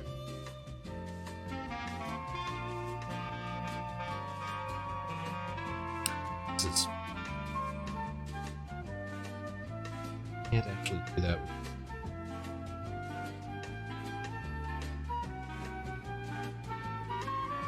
Not okay. Okay, well... Alright, so we'll do that. Else...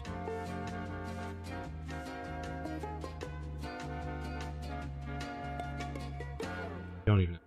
So we can just turn in here. Then outside of that if statement, we can say, why is Mini Spaceman on my hands? What just happened? Are you guys seeing this? Hello, Mini Spaceman. We haven't seen you in a while. You're not supposed to be, you're supposed to be, on my hand like that, like a little puppet. Turn away for 1 second. Yeah, we've got Mini Spaceman on the screen with us.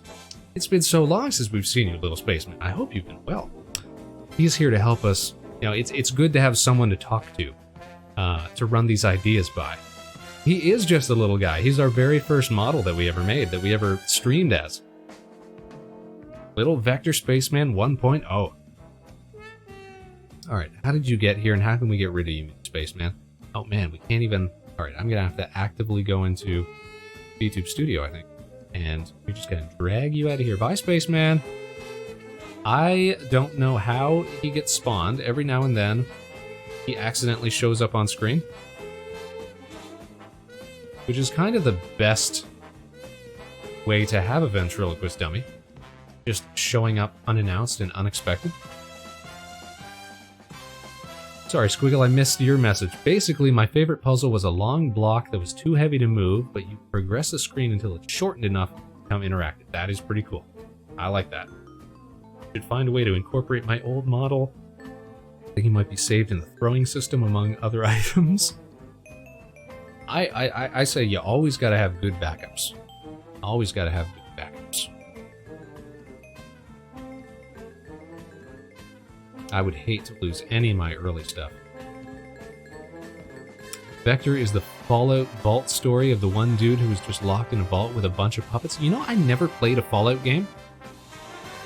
I feel like I would enjoy it, though.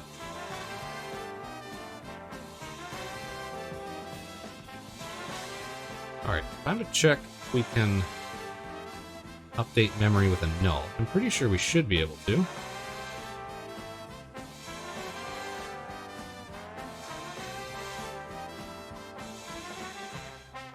Now when we print that, it might throw us an error, or it might throw us a blank value. Let's find out. Oh, we're getting errors. Errors because object reference not sent to instance object. Yes, yes.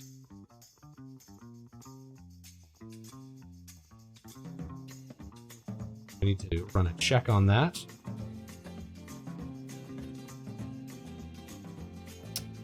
So we'll say if on is equal null cd print memory updated null, else we do that. Alright, don't throw any more errors at me, game, come on. There we go. Okay, memory updated null, so that's that one there. I'm just gonna pause that video here. Alright, so where's our screen? There we go. So we know that it went null, coin, coin, coin, null. So null, 3 down, coin, 3 down, coin, 3 down, coin, 3 down, null. Okay. Basically going first, second, third. Alright, that's that'll be enough for us to work with. Not responding. Okay. Are 1 and 2 still accessible, or do you have that old CRPG problem like Baldur's 8 1 and 2? Oh, Fallout 1 and 2? Oh man, I missed a couple things here. Time to change that after Helldivers 2, of course. Yeah. Gonna be playing a lot of Helldivers 2.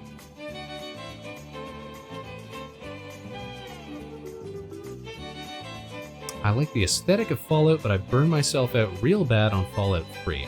I hear New Vegas is the best modern one. I think New Vegas is the one I've seen more people play. Because I have seen people play it, I've just never played it. You got some big Bethesda fans in our group of cohorts.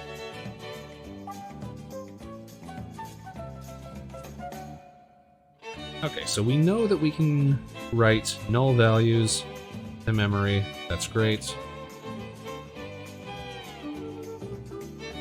Which means that we can read from the memory. So that was our whole task there, was to store memory in the spawners and not in spawn menu. Okay.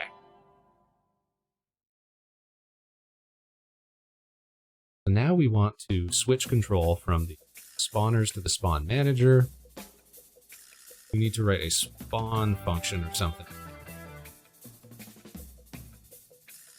Or some sort of check memory function.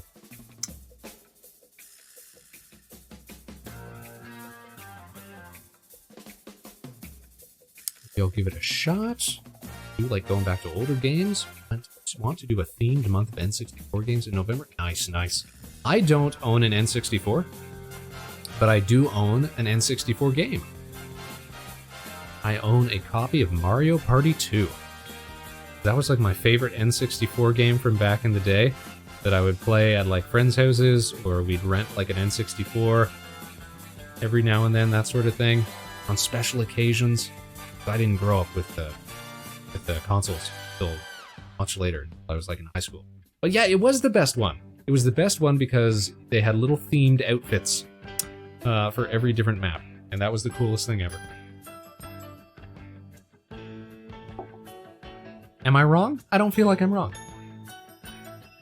Favorite N64 game is Mischief Makers? I don't remember that one. I remember playing a lot of Conker's Bad Fur Day at friends' houses too. I think that might have been like the first multiplayer, like competitive game that I got into, because it had a bunch of fun little like multiplayer modes and stuff. Very cool games, very cool console. I like that Mario Party 2 reused mini games from 1 and improved. Yeah, like why throw them out? You know, get the mileage. All right, let's write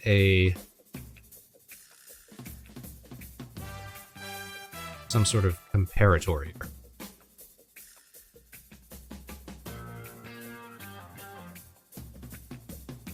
Say, we're going to call this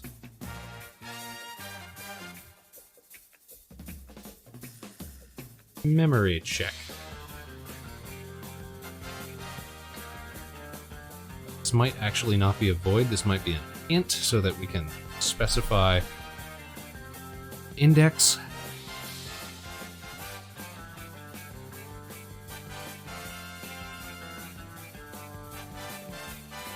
In fact, it probably will be, but for now, let's just write it in. Okay, so we're gonna do a memory check on. What are we gonna be doing it on? On a spawner, yes. Spawner. Pass a spawner in here. We're gonna say spawner dot memory.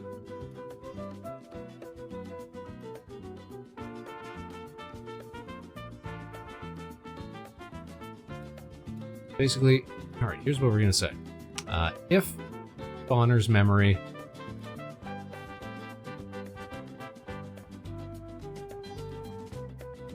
this is the first check we're going to do. This is going to be clumsy, but we'll make it work. So this is actually going to be a Boolean value. If spawner.memory most recent index not equal null, and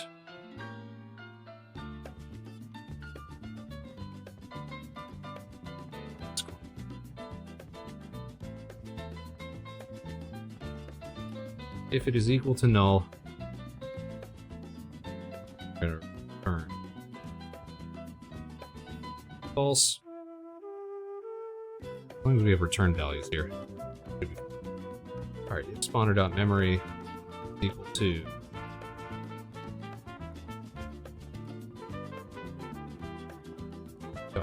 D equal to asteroid. We have to decide what true and false means here. Okay, turn true. Yeah, basically we're checking, was the last thing that we spawned an asteroid.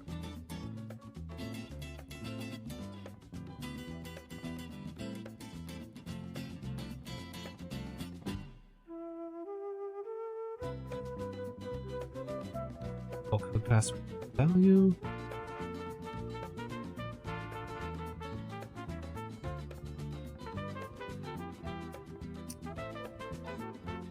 Okay, okay.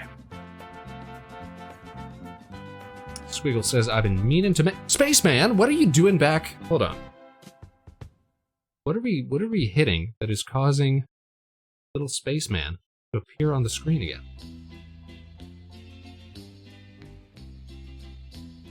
Drag you out of here, bud.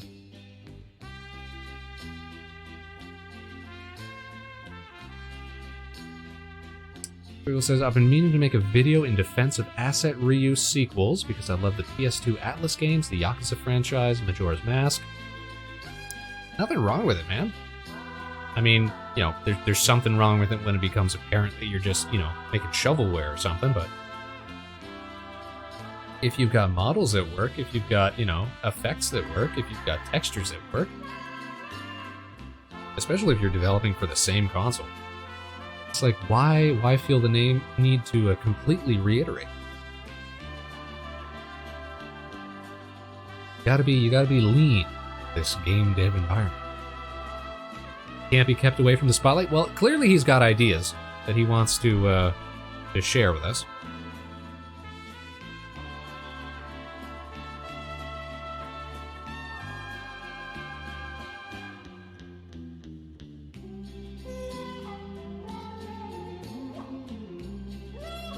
Okay, so how are we going to check?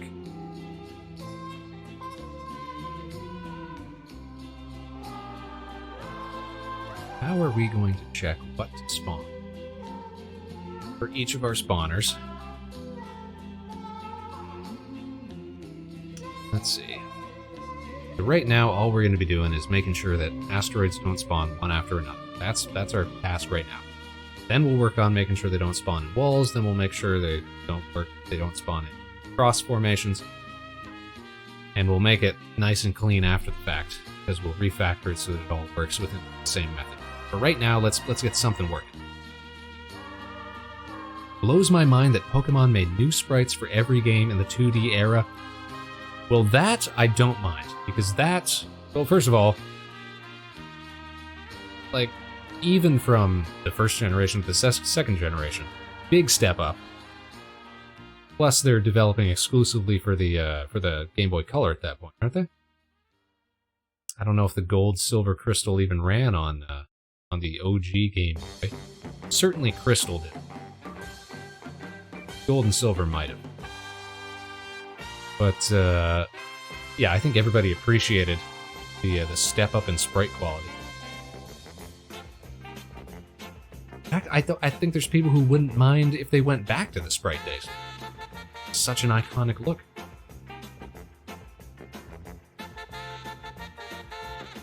Alright, we're gonna get this done before we close out the stream here tonight.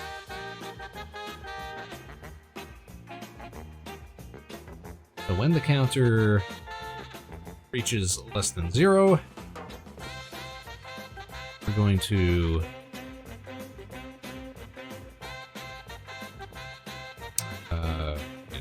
say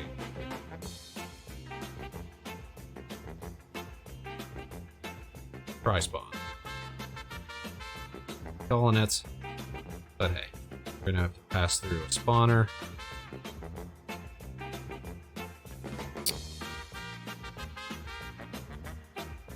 And we're gonna say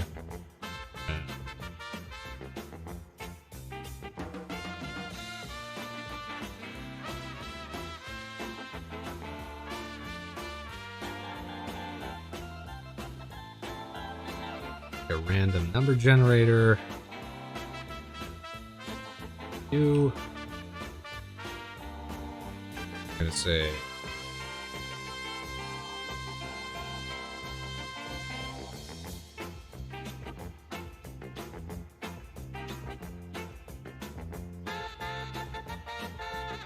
do what we did before, where we check a null value or not. An HD 2D Pokemon game would probably be amazing. Something like Octopath Traveler, what with all the like lighting effects and what have you. Pretty cool. I think the closest any I've seen done with that is like, and what I thought was a really cool idea too was Cassette Beasts. Cassette Beasts was a really cool looking game. We were playing it on stream here for a while. Haven't gone back to it in a while though.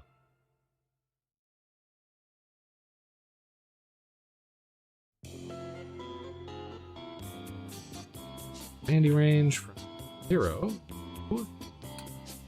Spawner. Spawnables. Length. 1, of course.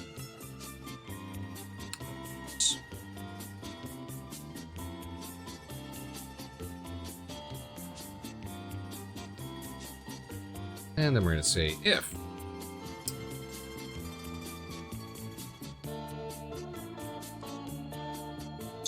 Spawnables index not equal to null.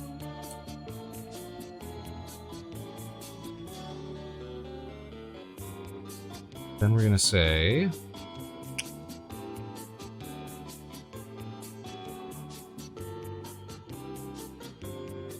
if memory check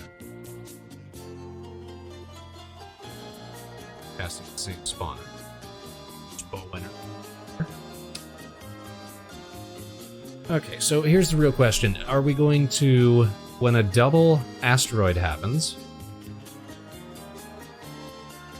do we want to change that asteroid into a null value, or do we want to change it into a point?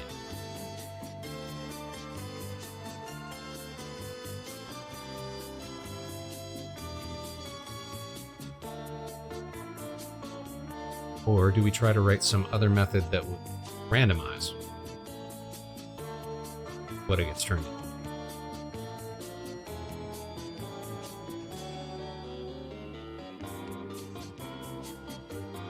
I'm starting to think that the easier thing to do here...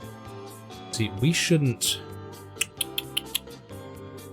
Well, no, I mean...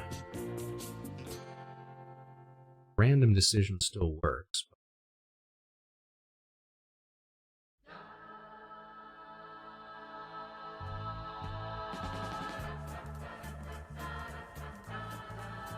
Trying to think of other ways that we could store the randomization quality instead of having like blank spots in the array. We could give each spawnable like a weighted value.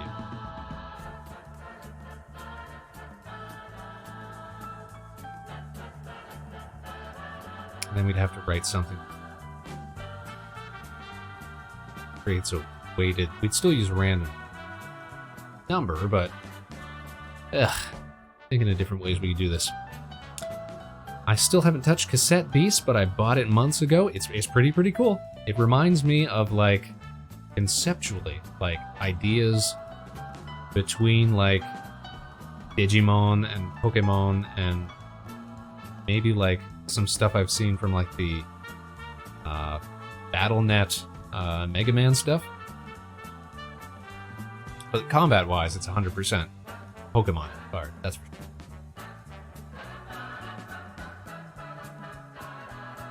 Alright, so for right now, we are just going to...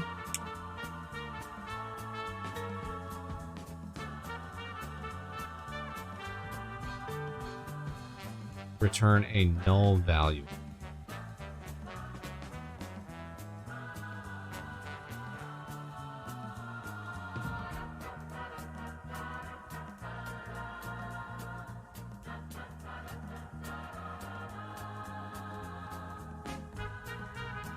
Going to say spawnable.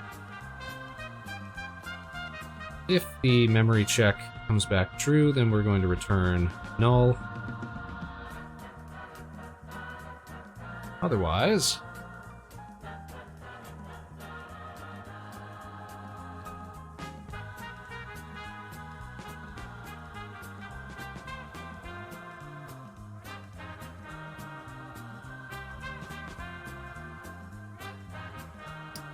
I'm going to say return.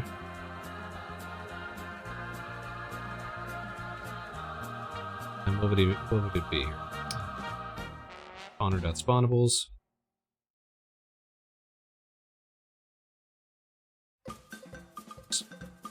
But that is the index of act scenes. We need to instantiate, cast it as spawnable. Gotten that problem in the past. Okay.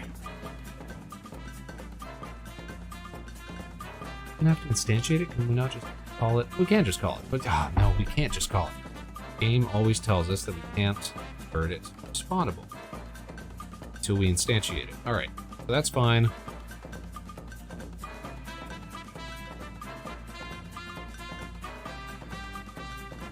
But our spawner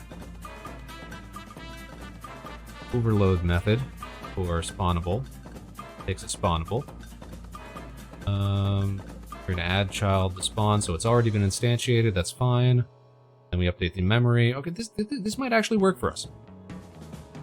Practicing some drawing right now while I listen. We love to hear it. We love to hear people working on their artworks while we work on our tech works, and vice versa. All right, peep this. So we can say top spawner.spawn. And spawn accepts spawnable. So we are actually going to ask try spawn using the spawner top spawner.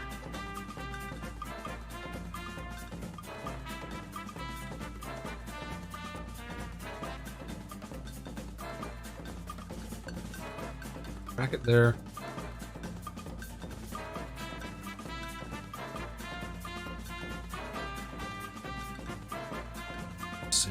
Other spawners. Now remember, Spaceman, remember, you have to actually assign these.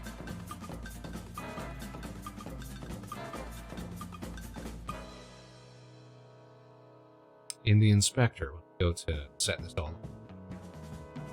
Right, Spaceman, right. Okay, so we're going to go to our spawners. We are going to remove tick from its physics process.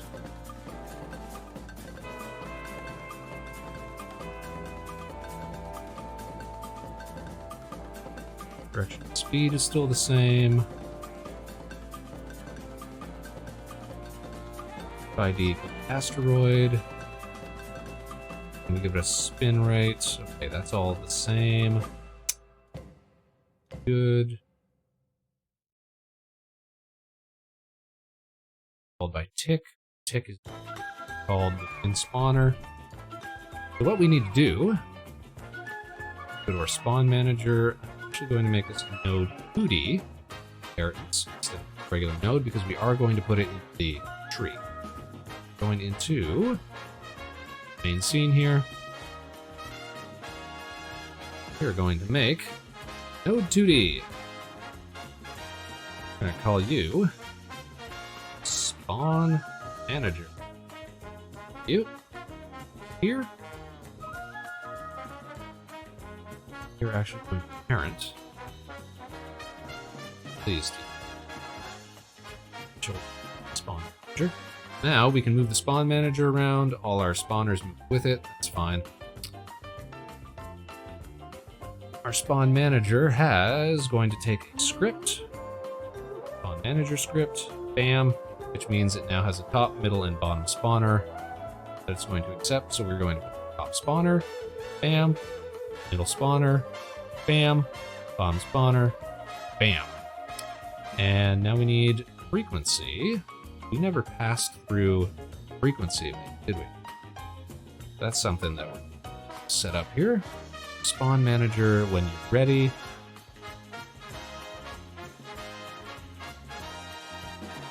Honestly, I don't think we need to record what the actual arrays were.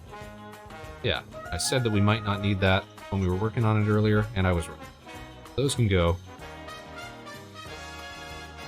Instead, all we're going to do is we're going to say top spawner. Frequent. You know what? We don't even need to pass the frequency to our spawner, do we? No, we don't. Why don't we, Spaceman? That's a good question.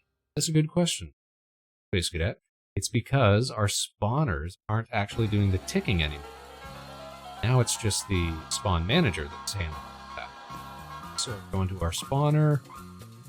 Now we're just going to make sure that we don't need this on the spawner ready.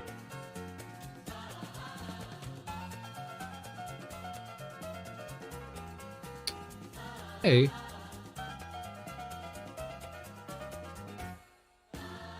All we need to do is set up frequency. Now, great, now our frequency is 1.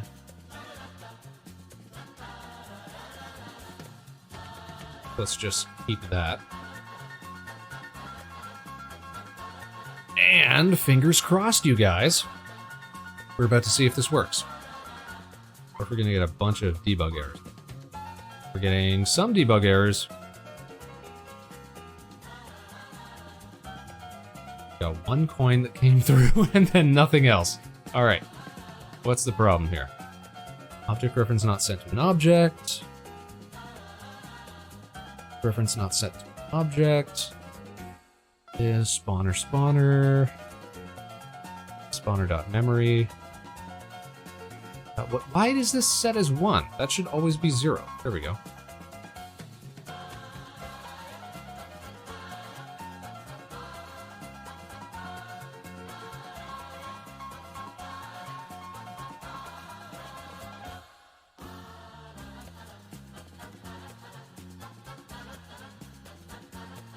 Okay, now, try that again. Try that again. Okay, we're still getting errors. We're still only spawning like 1 coin.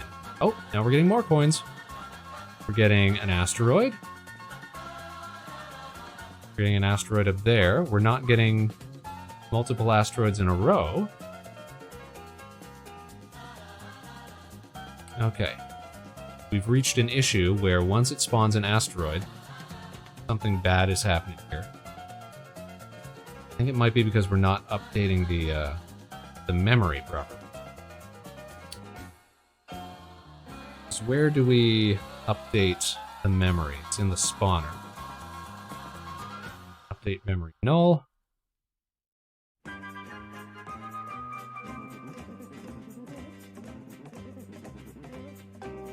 Haven't put that down. Update memory.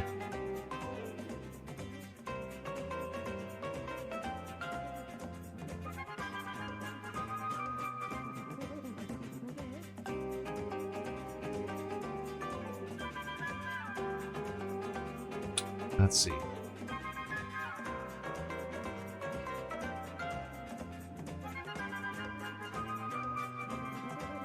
Just say. Now that should work. Why is that not? Should be able to just automatically assign a null value.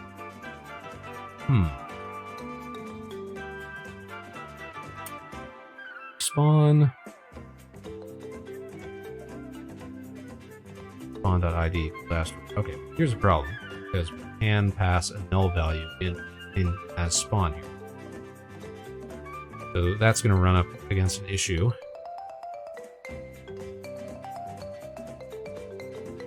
Here's what we're going to do. Say if spawn equals null. Yeah, so let's do our check first of all. And we're going to say update memory. Null. And we're going to return. We're not going to bother with the rest of what's going on. Alright. That might actually fix it. That might actually fix it. Spaceman, run it. Okay, no debug errors. This is great. And I'm fairly certain we're not going to see asteroids spawning one after another anymore. We're still seeing instances where they're close. Oh, our hitboxes are forgiving there. Like, look, we can still cause lines like that. But we're not seeing them spawn one after another anymore. That's one victory for us. And of course, we haven't ruled out them spawning in walls yet. Hey, La Llorona! How are you doing? What is up? Well, we're just working on the Vector Spaceman SPACEVAN interactive minigame at the moment. This is something that can be controlled via Twitch, as a matter of fact. So you'll see, if you open up the Cadet Credit console, you've got your move up and move down redeems, which right now are very affordable. You can use those to collect coins and try to get high scores and try to avoid obstacles. It's just a fun little mini game that we've been developing in Godot, giving us a reason to test it out and get back into programming, what have you. We just made a minor little change to our spawners for these little lanes here, so that we don't have asteroids spawning one after another, but of course they are still spawning a little too close to one another in crosses and walls. That'll be the next thing that we sort out after we clean up some of the methods that we support.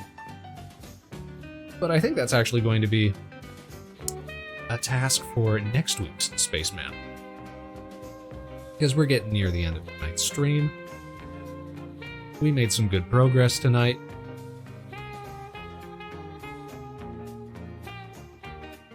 But of course, there's still plenty to do to make it more engaging.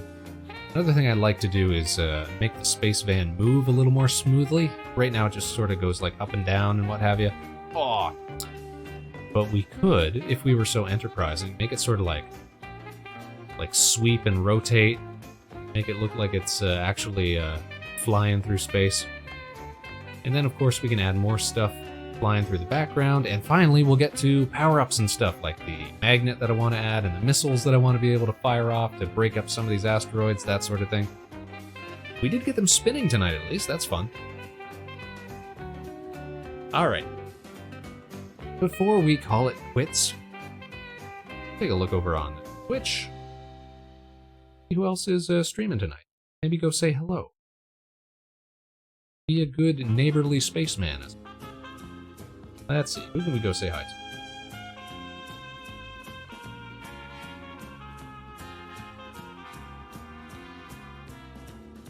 Ba-boom. Ba-ba-boom.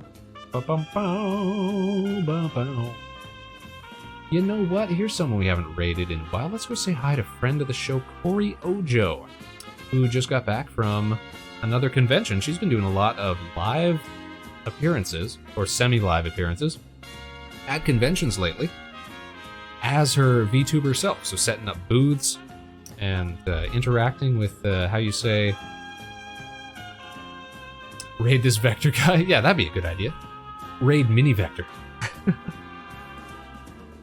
But no, she's been doing conventions lately, which I think is really cool. Setting up booths and letting people interact with her model and stuff like that. We're gonna go say hi to Corey, because it looks like she's recapping some of her convention adventures.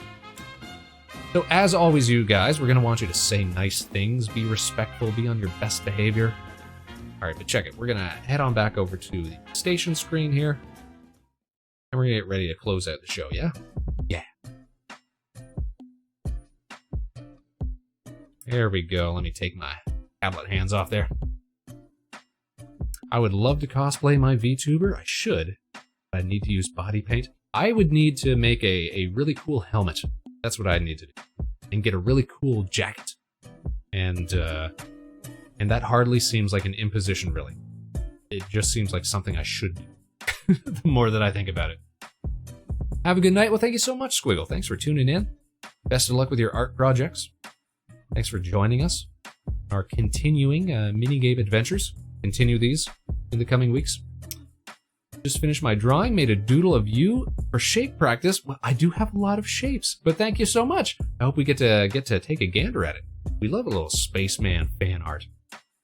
Also made some fan art of myself. That's some of the best fan art, though, isn't it? All right, let me set up our, how you say, raid here. We're going to raid a friend, Corey Ojo, who is just chatting. All right, that's all set up. That's all ready to go. Space Cadets, as always, I want to thank each and every one of you for tuning in tonight, wherever and whenever you are. You can join us again next week, same time, same place, 8 p.m. Eastern, right here at Harbor Station. We'll catch you on the other side, Space Cadets.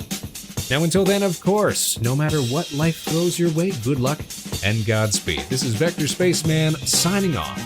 Take care, everybody. We'll see you again real soon. Stick around for that raid, as we're about to send you out for some more great content for your evening. Be on your best behavior. You're representing the Space Cadets. Say nice things to Corey. All right, we'll catch you again real soon, you guys. Bye-bye.